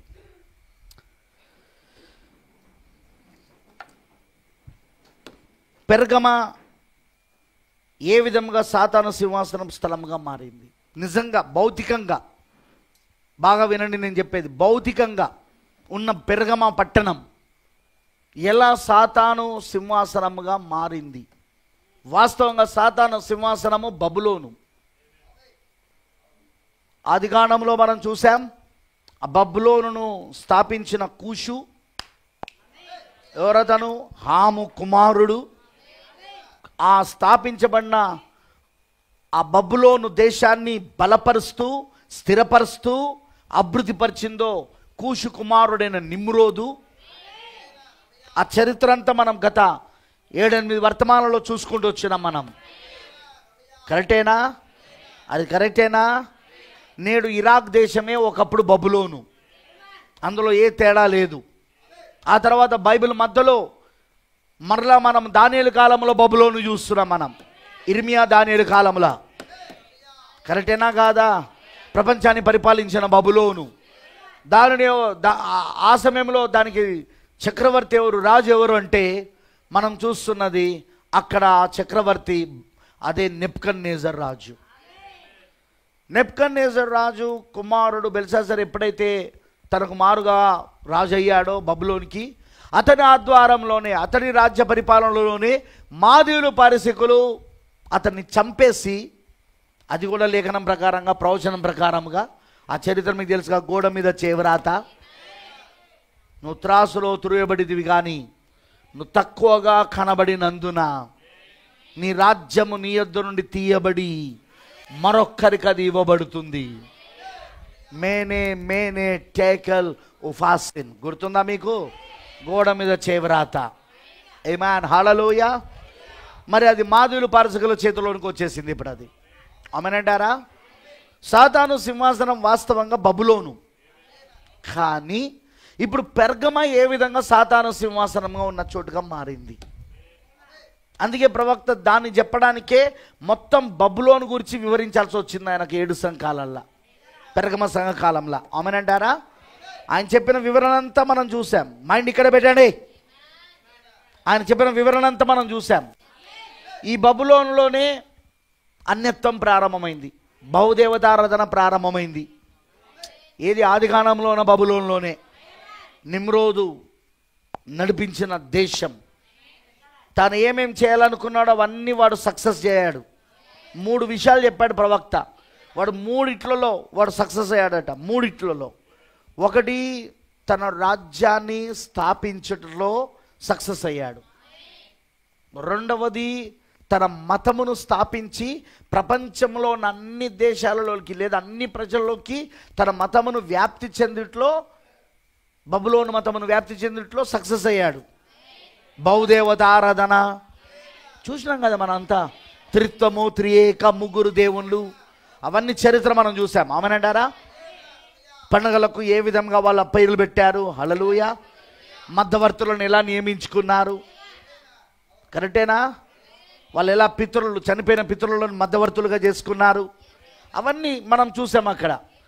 అందులో సక్సెస్ అయ్యాడు, అందులో విజయం సాధించాడు. 3వది, కీర్తి ప్రతిష్టతలు, పేరు ప్రఖ్యాతులు. అవి కూడా దాంట్లో కూడా తాను తన బబులోను మతము ద్వారా సంపాదించగలిగాడు. ఆమేనంటారా? ఇప్పుడు మనం గమనించాల్సిన విషయం ఏంటంటే, ఈ బబులోను మతంలో వాళ్ళ ఆరాధన విధానం మనం గమనిస్తే, ఫస్ట్ వాళ్ళు ఒక దేవుని నమ్మరు. ఎందుకంటే అది కూడా చెప్పిన నేను, లూసిఫర్ దేవునికి విరోధముగా లేచిందే ఈ సిద్ధాంతం మీద. దేవుడు ఒక్కడే అనే సిద్ధాంతం పరలోకంలా. ఏంటి వాని ఉద్దేశం అంటే ప్రవక్త చెప్పాడుగా, దేవుని యొద్దకు వచ్చే ఆరాధనను వాడు లాక్కోవాలనుకున్నాడు వాడు. అందుకు ఇప్పుడు ఒకే దేవుని ఆరాధన అంటే కుదరదుగా. అందుకే వాడు తన మనసులో దేవునితో నేను కూడా సమానుని అని తన మనసులో తనను తాను హెచ్చించుకొని గర్వపడి ఆ బోధ చేతనే 3వ వంతు దూతలను 3వ వంతు పరలోకపు దూతలను పడవేశాడు వాడు అక్కడ. యెషయా 14లో మనం స్పష్టంగా చూస్తున్నాం. వాడు తన సింహాసనాన్ని అదిగో దేవుని నక్షత్రములకు పైగా మహోన్నతునితో సమానునిగా తనను తాను చేసుకుంటూ తన సింహాసనాన్ని స్థాపించాలనుకున్నాడు వాడు. దానికి ఇప్పుడు ఒక దేవుడు అంటే కుదరదుగా. ఒక దేవుడు అంటే సృష్టికర్తైన దేవుడు వచ్చేస్తాడు అక్కడ. సృష్టికర్తైన యెహోవా వచ్చేస్తాడు. ఆయన మాత్రమే ఆరాధనకు పూజనీయుడని, ఆయన మాత్రమే ఆరాధనకు యోగ్యుడని, పూజనీయుడని, ఆయన మాత్రమే మొక్కబరుడకు అర్హుడని చెప్పబడుతుంది. అలా కాదు. ఇప్పుడు ఒక్కడికంటే ఎక్కువ దేవుళ్ళు వచ్చిందనుకో, అప్పుడు వాడు కూడా ఆరాధన పొందుకోవచ్చు వాడు. అందుకే ఈ బహుదేవత ఆరాధన అనే ఈ బబులోను మతము అది భూమిపైన కాదు ప్రారంభమైంది. అది ప్రారంభమైంది పరలోకములో. త్రిత్వపు సిద్ధాంతం పరలోకములో మొదలైంది. త్రియేక సిద్ధాంతం పరలోకము మొదలైంది. చెప్పానుగా నేను మీకు, 3 మనుషులు ఒక దేవునిలో ఉన్నారు, కానీ 3 మళ్ళీ వేరువేరై ఉన్నారు. ఆ 3 దేవుళ్ళు వేరువేరై ఉన్నారు. అర్థమైందా? అదే వేళ సిద్ధాంతం తండ్రి కుమారుడు కాదు, అలానే కుమారుడు పరిశుద్ధాత్ముడు కాదు, అలానే పరిశుద్ధాత్ముడు తండ్రి కాదు, కానీ 3 ఒకే దేవుల్లో ఉన్నారు. అదే వాళ్ళ త్రిత్వ సిద్ధాంతం. క్లియర్గా నేను దాన్ని వేసి కూడా చూపించిన మీకు అక్కడ. దట్స్ వై వాళ్ళు ఈరోజు మన వర్తమానానికి ఎందుకు ఈ సంఘ శాఖలు ఇంత వ్యతిరేకంగా ఉన్నాయో మీకు అర్థమవుతా ఉన్నదా? ఎందుకంటే వాళ్ళ బహుదేవత ఆరాధనకి ఇది వ్యతిరేకం అన్నమాట మనం చెప్పేది. కానీ ఇది ఎక్కడ మొదలైంది? ఈ త్రిత్వ సిద్ధాంతం, త్రియేక సిద్ధాంతం పరలోకంలోనే మొదలైంది. బహుదేవత ఆరాధన, ఒకటి కంటే ఎక్కువ దేవుళ్ళు ఆరాధన ఎక్కడ మొదలైంది? పరలోకము నుండి మొదలైంది. ఎందుకు? వాడు దేవుని దగ్గర నుండి తను ఆరాధనను లాక్కోవాలనేది వాని ఉద్దేశం. వాడు కూడా దేవుని వలె ఆరాధించబడాలని. అర్థమైందా చరిత్ర? అర్థమవుతుందా నేను చెప్పింది? ప్రైజ్ ది లార్డ్, హల్లెలూయా. సర్పసంతానం ద్వారా ఏమొచ్చింది బ్రదర్ అంటే బహుదేవత ఆరాధన వచ్చింది, త్రిత్వం వచ్చింది. ఏదైతే పరలోకములో వాడు చెయ్యాలని అనుకొని దూతలను మోసం చేసి పడవేశాడో దాని నుండి వాడు అక్కడి నుండి వెళ్ళగొట్టబడినప్పుడు అది భూమిపైన చేయడం మొదలుపెట్టాడు వాడు అక్కడ. అంత డేంజరస్ ఈ విషయాలన్నీ కూడా చాలా డేంజరస్ విషయాలు ఇవి. చాలామంది అన్నారు లైట్ తీసుకో బ్రదర్, త్రిత్వం త్రియేక అవన్నీ మనం పట్టించుకోవద్దు, ఆ బహుదేవత ఆరాధన అన్యత. ఎందుకు బ్రదర్ అవన్నీ పట్టించుకుంటున్నారు? అమ్మాయికి ఆభరణాలన్నీ వేసి ఆ అమ్మాయిని పెళ్లి చేయడం ఎన్ టైం మెసేజ్లా. బాబు అది ఎవరిదో తెలుసా? అది లూసిఫర్ది, అది బొబ్బులో ఉంది. అది మీకు అర్థమైందని అన్నది. బ్రతబానం ఏమన్నాడు? స్త్రీని అలంకరించిన వాడు సాతానుడు అన్నాడు. తెలుసా మీకు ఆ మాట చెప్పిండు? చదివించిన నేను చాలా సంవత్సరాల క్రితమే. స్త్రీని అలంకరించిన వాడు ఎవరట? ఎందుకంటే దేవుడు స్త్రీని సృజించినప్పుడు ఏ అలంకరణ ఇవ్వలేదు చూడండి.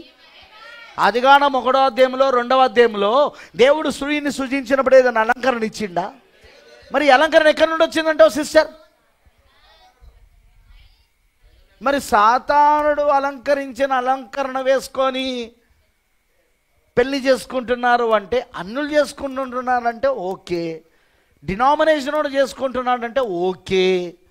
ఎందుకంటే వాళ్ళందరూ బహుదేవత ఆరాధన చేసేవాళ్ళు, వాళ్ళంతా సాతానుని వాళ్ళకు తెలియకుండానే వాళ్ళు క్రైస్తత్వం పేరుతో సాతానుని ఆరాధిస్తున్నారు. వాళ్ళకు తెలియకుండానే. కరెక్టేనా? అది కూడా చెప్పాను కదా.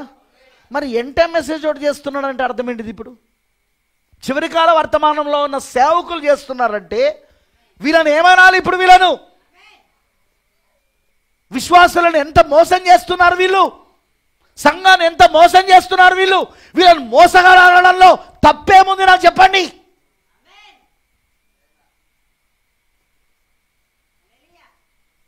వీళ్ళను మోసగాడు అనడంలో తప్పేముంది? Come on tell me. ఎందుకంటే ఈ లేఖనాలన్నీ ప్రవక్త చెప్పినవి, ఈ మెసేజ్ అంతా ప్రవక్త చెప్పింది. ఇన్ని విషయాలు ప్రవక్త చెప్పినప్పుడు వీటిని ఈరోజు వీళ్ళు సులువుగా తీసేసుకొని అసలైన ఆరాధన దేవునికి చెందకుండా దేవుని పేరుతో లూసిఫర్కి ఈరోజు వీళ్ళు ఆరాధన చేస్తున్నారంటే అది ఎంత భయంకరమైన కార్యం అది.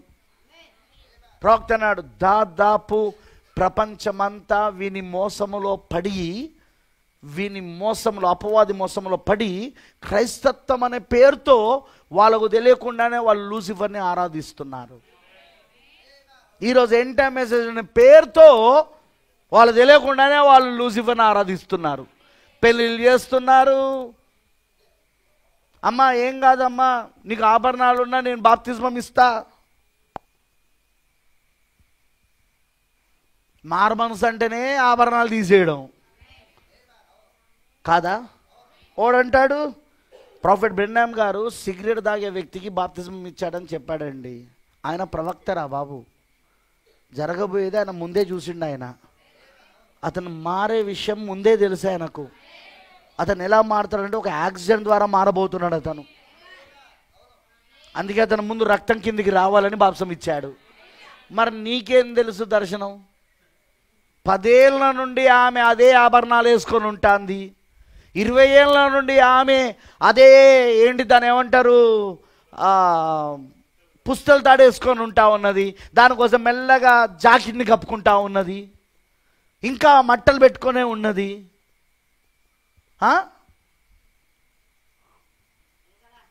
నువ్వేమన్నా ప్రవక్తవా? నీకు దర్శనం కనబడడానికి? తర్వాత అదే ప్రవక్త సిగరెట్ తాగే వ్యక్తికి నేను బాప్సం ఇచ్చానని చెప్పిన ఆయననే అతని గురించి క్లియర్గా చెప్పాడు.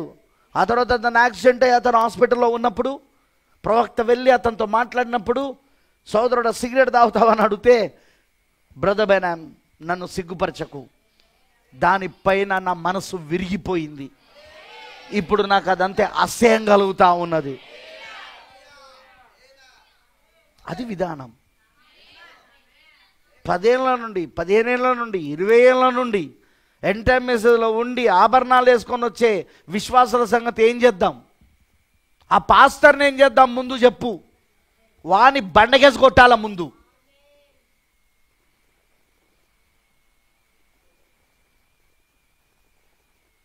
నీకు తెలుసా స్త్రీని అలంకరించింది లూసిఫర్ అని ప్రవక్త చెప్పింది. -100 డిగ్రీల ఉష్ణోగ్రతలోకి మారిపోతే మనిషి గడ్డగట్టుకొని చచ్చిపోతాడు, జంతువులు గడ్డగట్టుకొని చచ్చిపోతాయి. కరెక్టేనా కాదా? ఆ సూర్యుని వేడి చేయబట్టే మనం బ్రతుకున్నాం ఈ రోజున.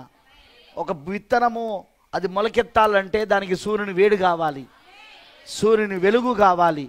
ఎందుకంటే ఆ వెలుగులో, ఆ విత్తనములో, చచ్చిపడి ఉన్న విత్తనములోని జీవకణాన్ని బ్రతికించే శక్తి ఉంది కాబట్టి. తెలుసుగా మీ అందరికీ సైన్స్ అదంతా. ఆమేన్. అందుకే దానిని ఏం చేయడం మొదలుపెట్టారు వాళ్ళు? ఇప్పుడు ఆరాధించడం మొదలుపెట్టారు బబులోన్లో. వింటున్నారా? ఆకాశములలో అది ఒక అగ్నిగోళం వలె కనిపించును. ఆ విధంగా వారి ప్రధానమగు దేవుడు సూర్యుడు. వారు దానిని బాల్ అని పిలిచేదేవారు. సూర్యుని వారు తరచుగా అగ్ని జ్వాల వలె చిత్రీకరించుట చూతుము. త్వరలోనే ఆ అగ్నిగోళం చుట్టూ సర్పము కనబడేను. ఆ అగ్నిగోళం చుట్టూ ఏం కనబడింది? సర్పం. సూర్యుని ఒక గుర్తుగా సర్పమును చిత్రీకరించుటకు ఎంతో కాలము పట్టలేదు. మరి క్రమముగా దాన్ని ఆరాధించుట ప్రారంభించిరి. ఆ విధముగా సాతాను యొక్క కోరిక పూర్తిగా కార్యరూపము ధరించినది. బబులోను మతంలో ఏం జరిగింది? సాతాను యొక్క కోరిక పూర్తిగా కార్యరూపము ధరించినది. వాడు దేవునిగా ఆరాధించబడెను, వాని ఒక సింహాసనము స్థాపించబడెను. ఎక్కడ? బబులోనులో. వాడు దేవుడిగా ఆరాధించబడ్డాడు, వాడిని సింహాసనం అక్కడ స్థాపించబడింది. వాడు ఆ సింహాసనం పైన కూర్చొని ఆరాధన పొందుకుంటున్నాడు. వాడు తీసుకొచ్చే బహుదేవత ఆరాధన, వాడు తీసుకొచ్చే సృష్టికర్తకు బదులుగా సృష్టమును పూజించుట అన్నీ వానికి చెందడం మొదలైనవి. ఇప్పుడు హల్లెలూయా. వాని ఒక సింహాసనం స్థాపింపబడేను, వాని ఒక బానిసలు వంగి నమస్కరించిరి. ఆ పెర్గమములో సజీవ సర్పమునే ఆరాధింపమొదలిరి. మొదలుపెట్టారు వాళ్ళు. ఈరోజు మనకి ఇండియాలో లేదా అది?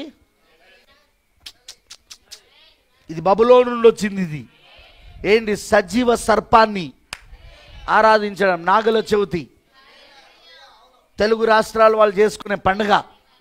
డైరెక్ట్గా సర్పాన్ని ఆరాధించుట. ఇది పెరగమలో కూడా జరిగింది. ఇది బబులోన్లో మొదలైంది. ఇది బబులోను అది పెరగమ పట్టణంలోకి వచ్చింది.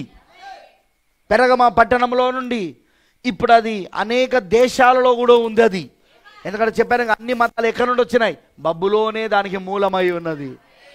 పేర్లు వేరంతే, సిద్ధాంతం ఒకటే. పేర్లు మాత్రమే మారినాయి. ఎందుకు? భాషలను బట్టి పేర్లు మారినాయి అన్నాడు ప్రవక్త. కానీ సిద్ధాంతం ఒకటే, మూలం ఒకటే, బబులోను. అదే ఇప్పుడు ఆత్మ సంబంధంగా సంఘంలో కూడా వచ్చేసింది. ఇప్పుడు అది క్రైస్తత్వం పేరుతో అదే బబులోను మతాన్ని సంఘము ఇప్పుడు పాటిస్తూ ఉన్నది. పెర్గమంలో సజీవ సర్పంను ఆరాధింప మొదలుపెట్టారు. మంచి చెడులు తెలివిచ్చే వృక్షం ఇప్పుడు సజీవ సర్పంలో సూచనగా చూపబడినది. అక్కడ ఆది కాండములో మంచి చెడులు తెలివి వృక్షం అంటే వృక్షం కాదు, అక్కడ అది సర్పం. అది తెలుసుగా మనందరికీ. ఆది పాపము సర్పం అది. ఎందుకంటే జీవవృక్షం ఎవరంటే యేసుక్రీస్తు. అక్కడ వృక్షం అంటే ఏదో వృక్షాలు లేవు అక్కడ. అవి అలంకారప్రాయంగా రాయబడ్డ మాటలు. అవి అలంకారప్రాయంగా రాయబడిన మాటలు అవి. ఆమేన్, హల్లెలూయా. అందుకే మంచి చెడులనిచ్చే వృక్షం ఇప్పుడు సజీవ సర్పంలో సూచనగా చూపబడినది. అది అవ్వను మోసం చేయుటే కాదు కానీ మానవులలో ఎక్కువ మందిని మోసము చేసెను. 97వ paragraph. Just I want to go another 15 minutes. ఇంకొక 15 నిమిషాలు వెళ్తా. రెడీగా ఉన్నారా? బబులోను దాని సింహాసనంగా ఉండగా పెర్గమ ఎట్లు సాతాను ఒక సింహాసనంగా మారినది. ఇది మనకు కావాలి ఇప్పుడు. ఎందుకో తెలుసా?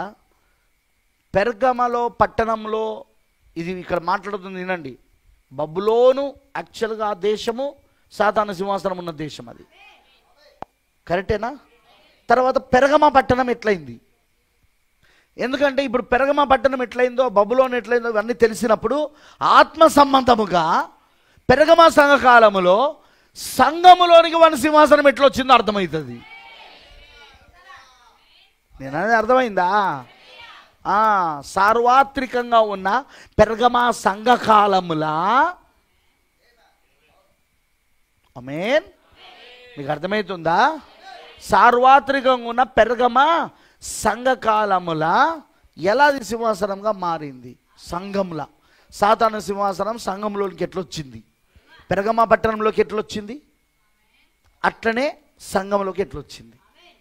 ఎందుకంటే అక్కడ జరిగిందే ఈ సంఘకాలాల్లో జరిగింది.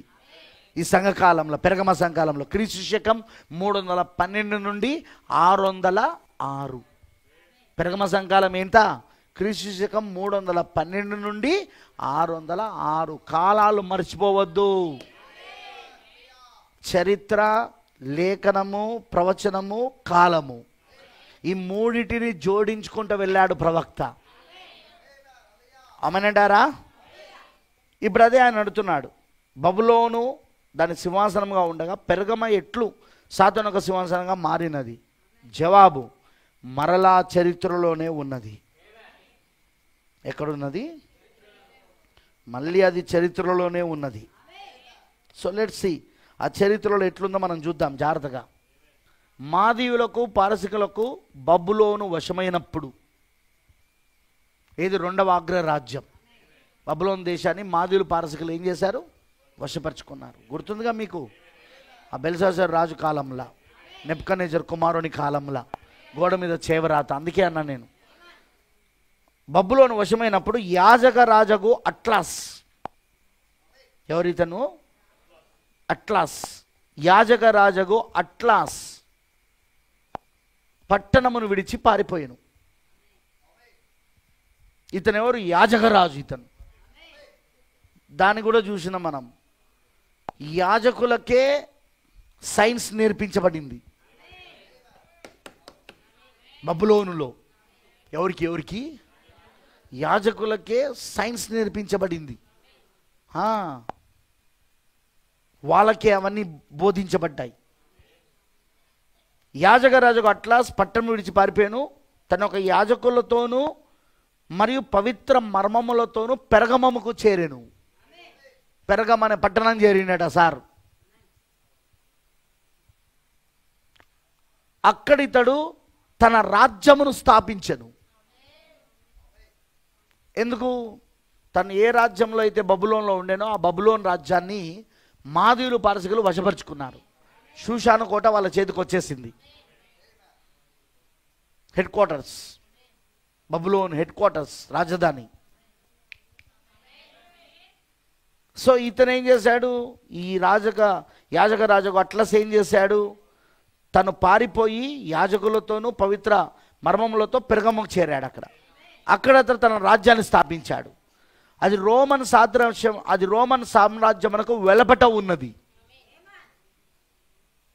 ఎక్కడున్నది? రోమా సామ్రాజ్యానికి వెలపట. అది అంటే పెర్గమ అప్పుడు ఇంకా రోమా సామ్రాజ్యం కింద లేదు. అందుకే ఇతను అక్కడ ఆ పట్టణానికి పారిపోయి అక్కడ తన రాజ్యాన్ని స్థాపించగలిగాడు. అది రోమన్ సామ్రాజ్యమునకు వెలపట ఉన్నది. మరి అపవాది ఒక బలము క్రింద స్థిరపడినది. అపవాది ఒక బలము క్రింద స్థిరపడినది. ఏది?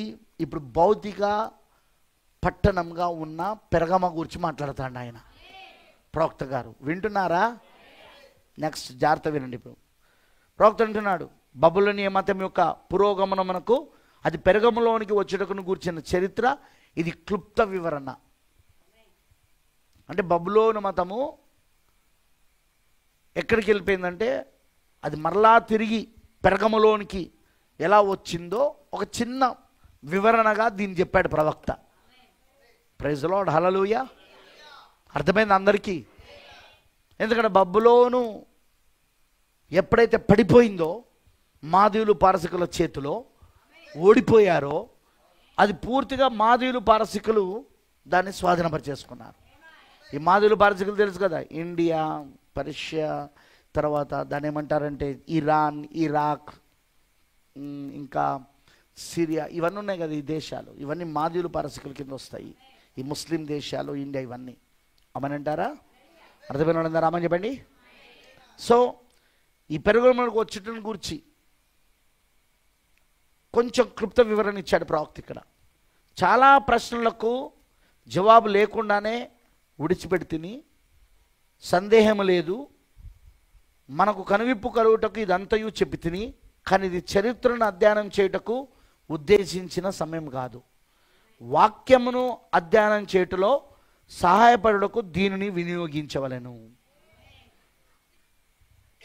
ఎలాగంటే చరిత్రను వాక్యాన్ని కలుపుతూ ప్రవక్త చెప్తున్నాడు. అక్కడ మనం ఏం చరిత్రలోనికి వెళ్ళి అదంతా మనం నేర్చుకోవాల్సిన అవసరం లేదు. కానీ మనకు వాక్యంలో ఏముందో, అది చరిత్రలో ఎంతవరకు ఉందో అది మనం ధ్యానించుకుంటూ రావాలి. మనం అక్కడ దాకా ధ్యానించాం. ప్రవక్త ప్రకటన 2వ అధ్యాయము 14-15లో, అయినను నేను నీ మీద కొన్ని తప్పిదములు మోపవలసి ఉన్నది. అవేమనగా విగ్రహములకు బలిచ్చిన వాటిని తినున్నట్లును, జారత్వమును చేయునట్లును, ఇజ్రాయేలులకు ఉరియోద్దమని బాలాకునకు నేర్పిన బిలాము బోధన అనుసరించువారు నీలో ఉన్నారు. అటువలనే నికోలేతుల యొక్క బోధన అనుసరించువారును నీలో ఉన్నారు. 3 నికోలేతుల ఒక బోధ, బిలాము బోధ. వింటున్నారా? నికోలేతులో క్రియలుగా ప్రారంభమయ్యారు. ఎఫెసీ సంఘాలను చదివితే మొదటి సంఘాలంలో అక్కడ వాళ్ళు క్రియలు. ఇప్పుడు క్రియ నుండి అది ఏమైందంటే బోధ అయింది. ఇప్పుడు అది క్రియల తర్వాత ఆత్మ, ఆత్మ తర్వాత బోధ. అర్థమైంది అందరికీ? పెరగమాకు వచ్చేసరికి 3 కనబడతాయి. క్రియ ప్రారంభమవుతుంది నికోలేతులది, తర్వాత ఆత్మ, ఆ తర్వాత బోధ. అలానే పెరగమ దగ్గరకు వచ్చేసరికి మనకు ఈ బిలాము సిద్ధాంతం కనబడుతున్నది. అలాగనే యజబేలు సిద్ధాంతం కూడా కనబడతా ఉన్నది.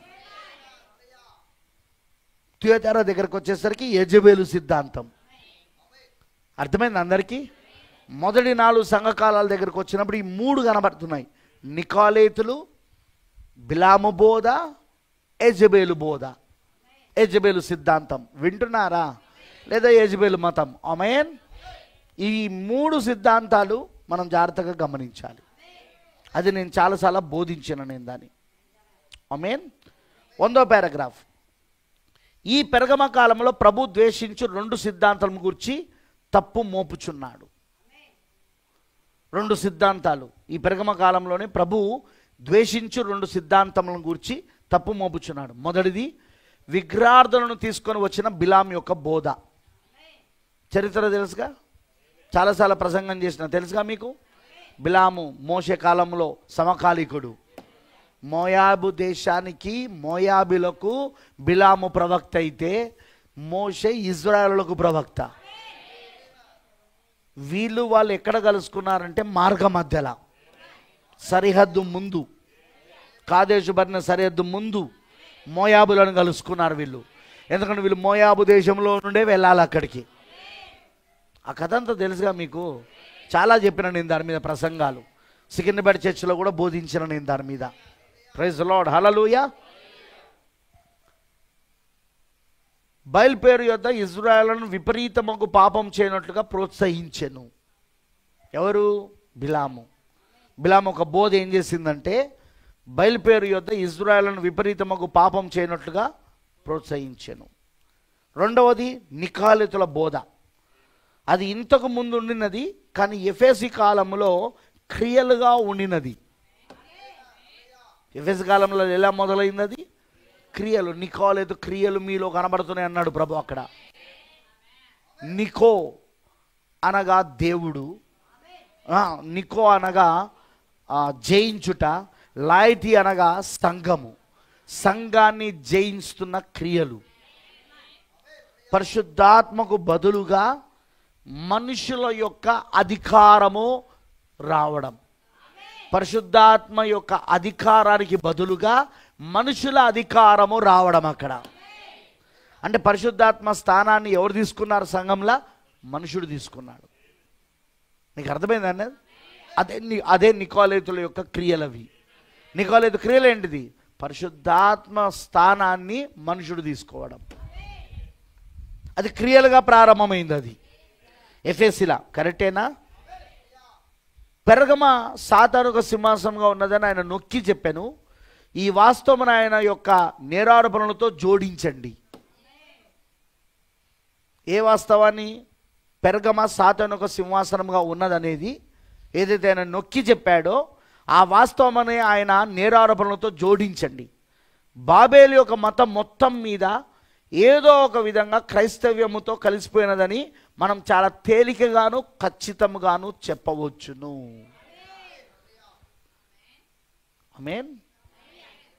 ఇప్పుడు వస్తున్నాడండి అసలు ఈ మూడో సంఘకాలంలో, పెరగమ సంఘకాలంలో క్రీస్తు శకం 312 నుండి 606 సంవత్సరాలు ఏవైతే ఉన్నాయో ఆ మొత్తము ఆ 300 దాదాపు ఆ 300 సంవత్సరాలు ఏవైతే ఉన్నాయో ఆ పెరగమ సంఘకాలంలో ఏ విధంగా క్రైస్తత్వములోనికి ఈ బాబేలు ఒక మతం వచ్చిందో చూపిస్తున్నాడు ఆయన. ఆ చరిత్ర ఎట్లా తీసుకొస్తున్నాడో మనం జాగ్రత్తగా విందాం. హల్లెలూయా. 101వ పారాగ్రాఫ్. ఇది కేవలం ఊహాగానం కాదు కానీ చారిత్రక సత్యం. ప్రాఫిట్ అంటున్నాడు ఇది చారిత్రక సత్యం. ఇది ఇప్పుడు నేను చెప్పబోయేది దాదాపుగా క్రీస్తు శకం 36 యొద్దకు వెళ్ళి ఆ చరిత్ర ద్వారా మనం దాన్ని రుజువు చేయగలం. ఎక్కడికి వెళ్ళాలో తెలుసా? క్రీస్తు శకం 36వ సంవత్సరంలోనికి. ఎందుకు? ఇప్పుడు మీరు చూస్తారు. క్రీస్తు శకం 320 సంవత్సరమున నైసియా సమితిలో జరిగింది ఏదైతే ఉందో దానికి మూలము లేదా దానికి పునాది ఎక్కడ మొదలైందంటే క్రీస్తు శకం 36లో మొదలైంది. జాగ్రత్త వినండి. అందుకే ప్రొఫెసర్ అంటున్నాడు దాదాపుగా క్రీస్తు శకం 36 యొద్దకు వెళ్ళి ఆ చరిత్ర ద్వారా మనం దాన్ని రుజువు చేయగలం. క్రీస్తు శకం 325లోని నైసియన్ ఆలోచన సమితి యొద్దకు రండి.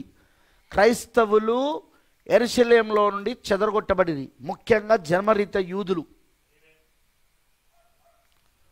ఈ క్రీస్తు శకం 36వ సంవత్సరంలో క్రైస్తవులందరూ యెరూషలేములో నుండి చెదరగొట్టబడింది, ముఖ్యంగా జన్మరీత్యా యూదులు. నేను అదే చెప్పాను మొన్న. మొదటి సంఘము ఆది అపోస్తల కాలంలో ఉన్న సంఘం, అపోస్తల కార్యంలో ఉన్న సంఘం అది యూదులతో ప్రారంభమైంది. కరెక్టేనా? యేసుక్రీస్తు వచ్చింది ఎవరి దగ్గర కంటే యూదుల దగ్గరికి. ఆయన మొదటి రాకడ ఇజ్రాయెల్ దగ్గరికి వచ్చాడు. ఆ ఇజ్రాయెల్లో ఎవరైతే ఆయన ఏర్పరచుకున్నాడో ఎన్నుకున్నాడో వారు ఆయన వర్తమానాన్ని, ఆయన రాకడ వర్తమానాన్ని నమ్మారు. వాళ్ళు కరెక్టేనా కాదా? వాళ్ళే పెంతెకోస్తు పండుగ రోజున మేడగదిలో అపొస్తలుల 2వ అధ్యాయంలో పరిశుద్ధాత్మతో నింపబడ్డారు. వాళ్ళు అక్కడ ఉన్న వాళ్ళందరూ యూదులే. ఇజ్రాయేలుతో మొదలైంది సంఘం. కానీ తర్వాత ఆ ఇజ్రాయెల్తో మొదలైన సంఘము ఆ తర్వాత ప్రభు ముందే చెప్పాడు వెళ్ళిపోయేటప్పుడు, మీరు మొదటిగా సువార్త యూదయలో ప్రారంభిస్తారని. యూదయ అంతటా మీరు సువార్త చెప్తారు. ఆ తర్వాత అది ఎక్కడికి వెళ్తుంది అన్నాడు ఆయన. యూదయ, సమరయ, యెరూషలేము, యూదయ, సమరయ మరియు బూదిగంతముల వరకు సువార్త ప్రకటిస్తారని ప్రభు చెప్పాడు అపోస్తల కార్యంలో. ఆయన వెళ్ళిపోయేటప్పుడు చెప్పాడా లేదా? 1వ అధ్యాయంలో మీరు యెరూషలేములోను, యూదయలోను, సమరయలోను బూదిగంతముల వరకు. బూదిగంతములు అంటే మిగతా అన్య దేశాలన్నమాట. మీరు సువార్త ప్రకటిస్తారన్నాడు ఆయన. అందుకే సువార్త యెరూషలేము నుండి మొదలైంది. తర్వాత యూదయ అంతా వచ్చింది, యూదయ అంతా ప్రకటించబడింది. తర్వాత సమరియా, గుర్తుందా? ఫిలిప్ ఎక్కడికి వెళ్ళిండు? సమరియకు వెళ్ళాడు. సమరయ వారికి వర్తమానం చెప్పాడు, సువార్త. సమరయ వారు వర్తమానాన్ని అంగీకరించారు.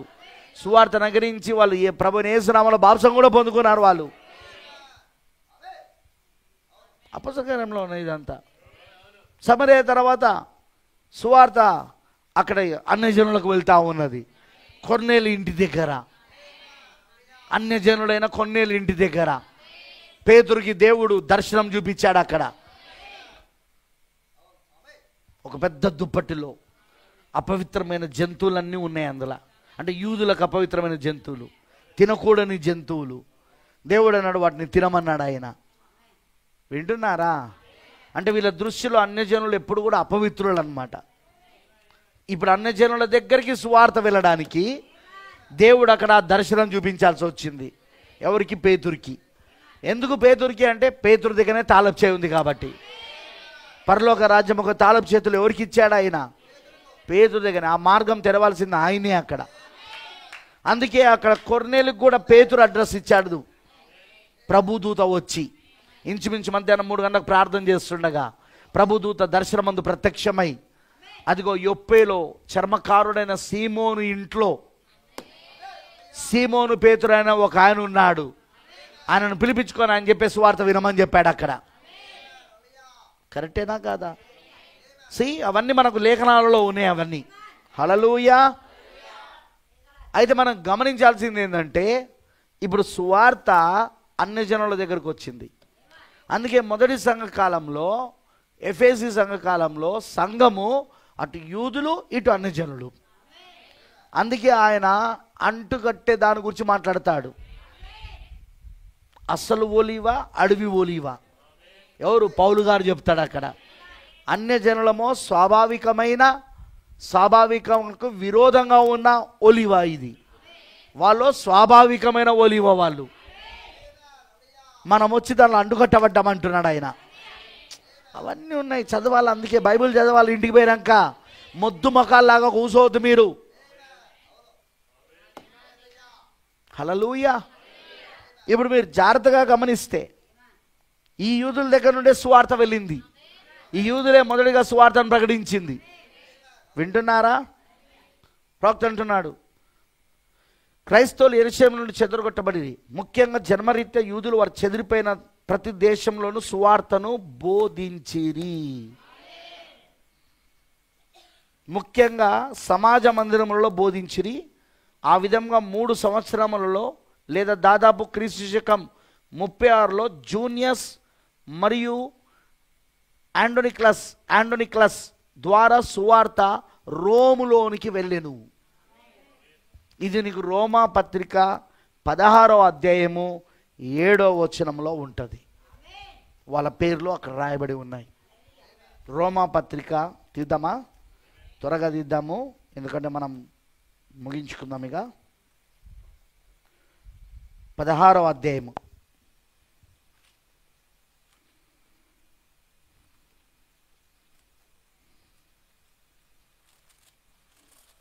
7వ వచనం.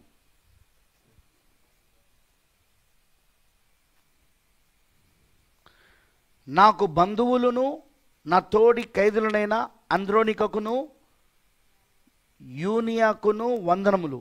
వీరు అపోస్తులలో ప్రసిద్ధికెక్కిన వారై నాకంటే ముందుగా క్రీస్తునందున్నవారు. వింటున్నారా? క్లియర్గా చెప్తున్నాడు ఇక్కడ. హల్లెలూయా.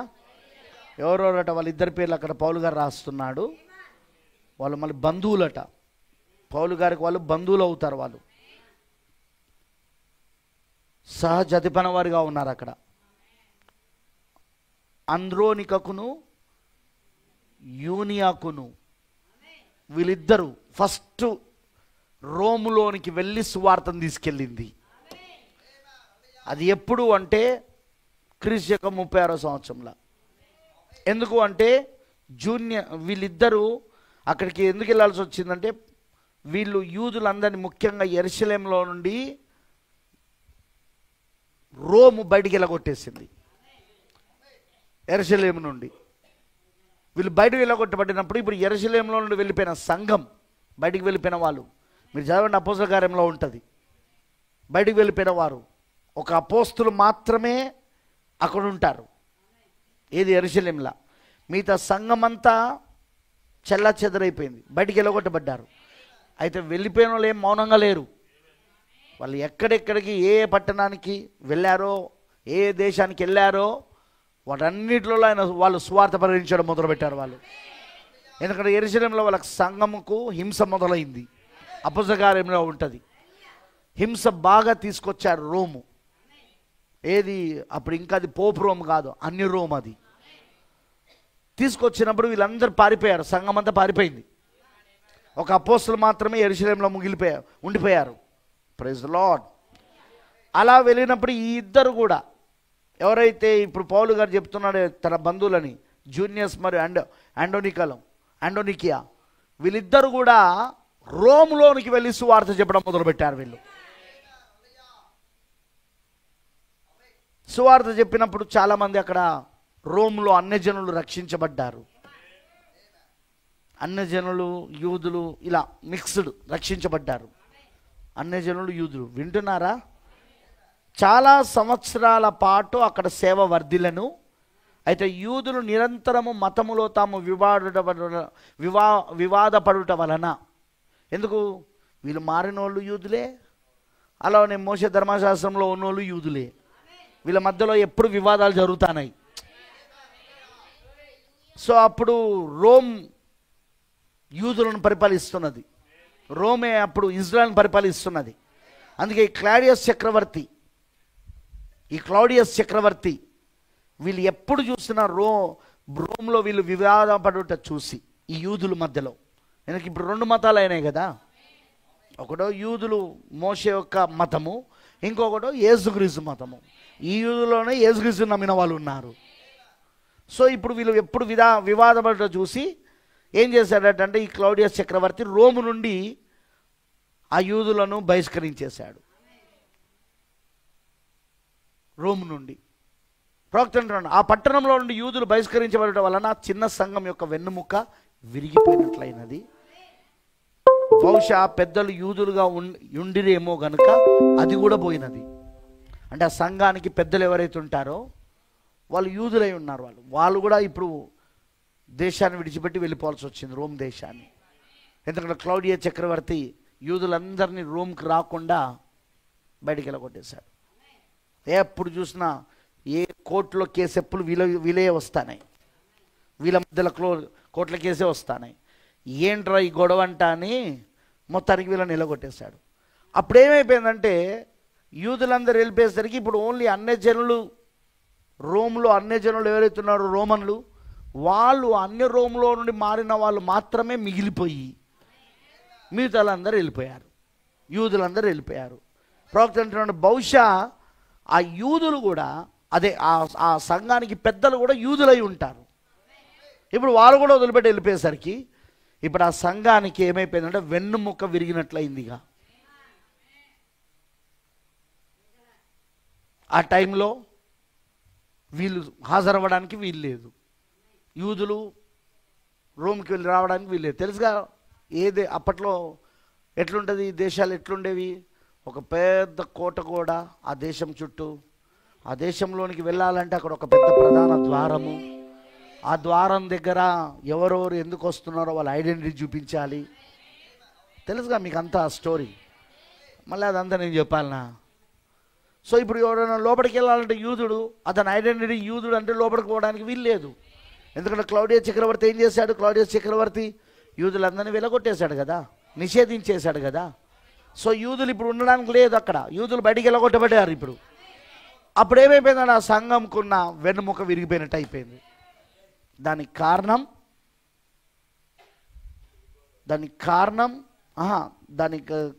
ఏంటిదంటే వాళ్ళు ఆ సంఘము ఇప్పుడు పడిపోయే పరిస్థితికి వచ్చేసింది ఆ కారణాన్ని బట్టి.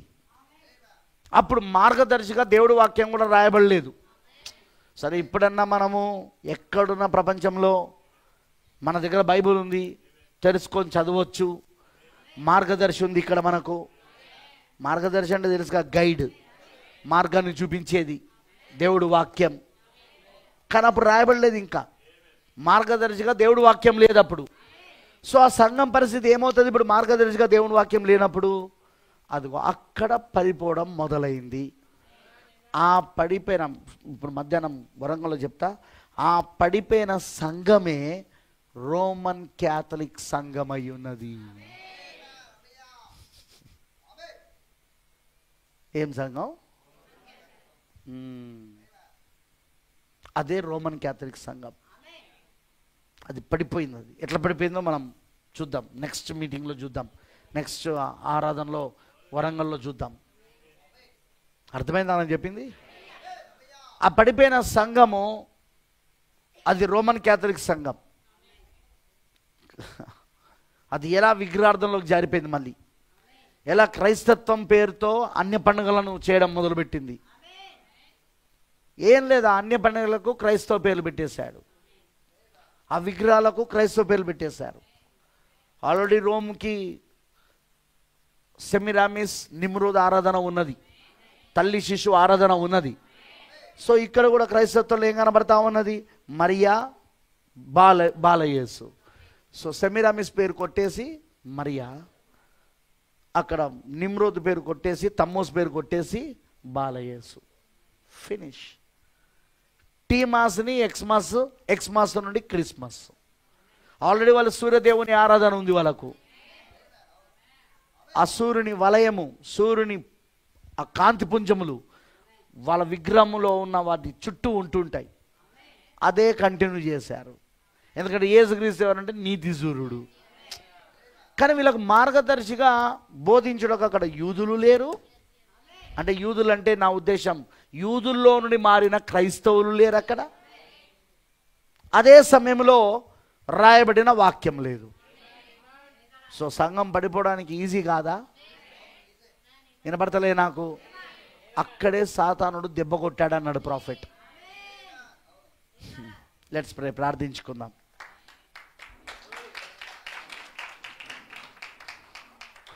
లెట్స్ ప్రే, ప్రార్థించుకుందాం.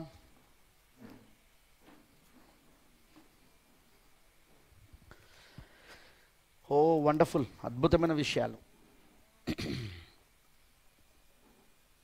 పూర్తిగా దేవునికి సమర్పించుకుందాం.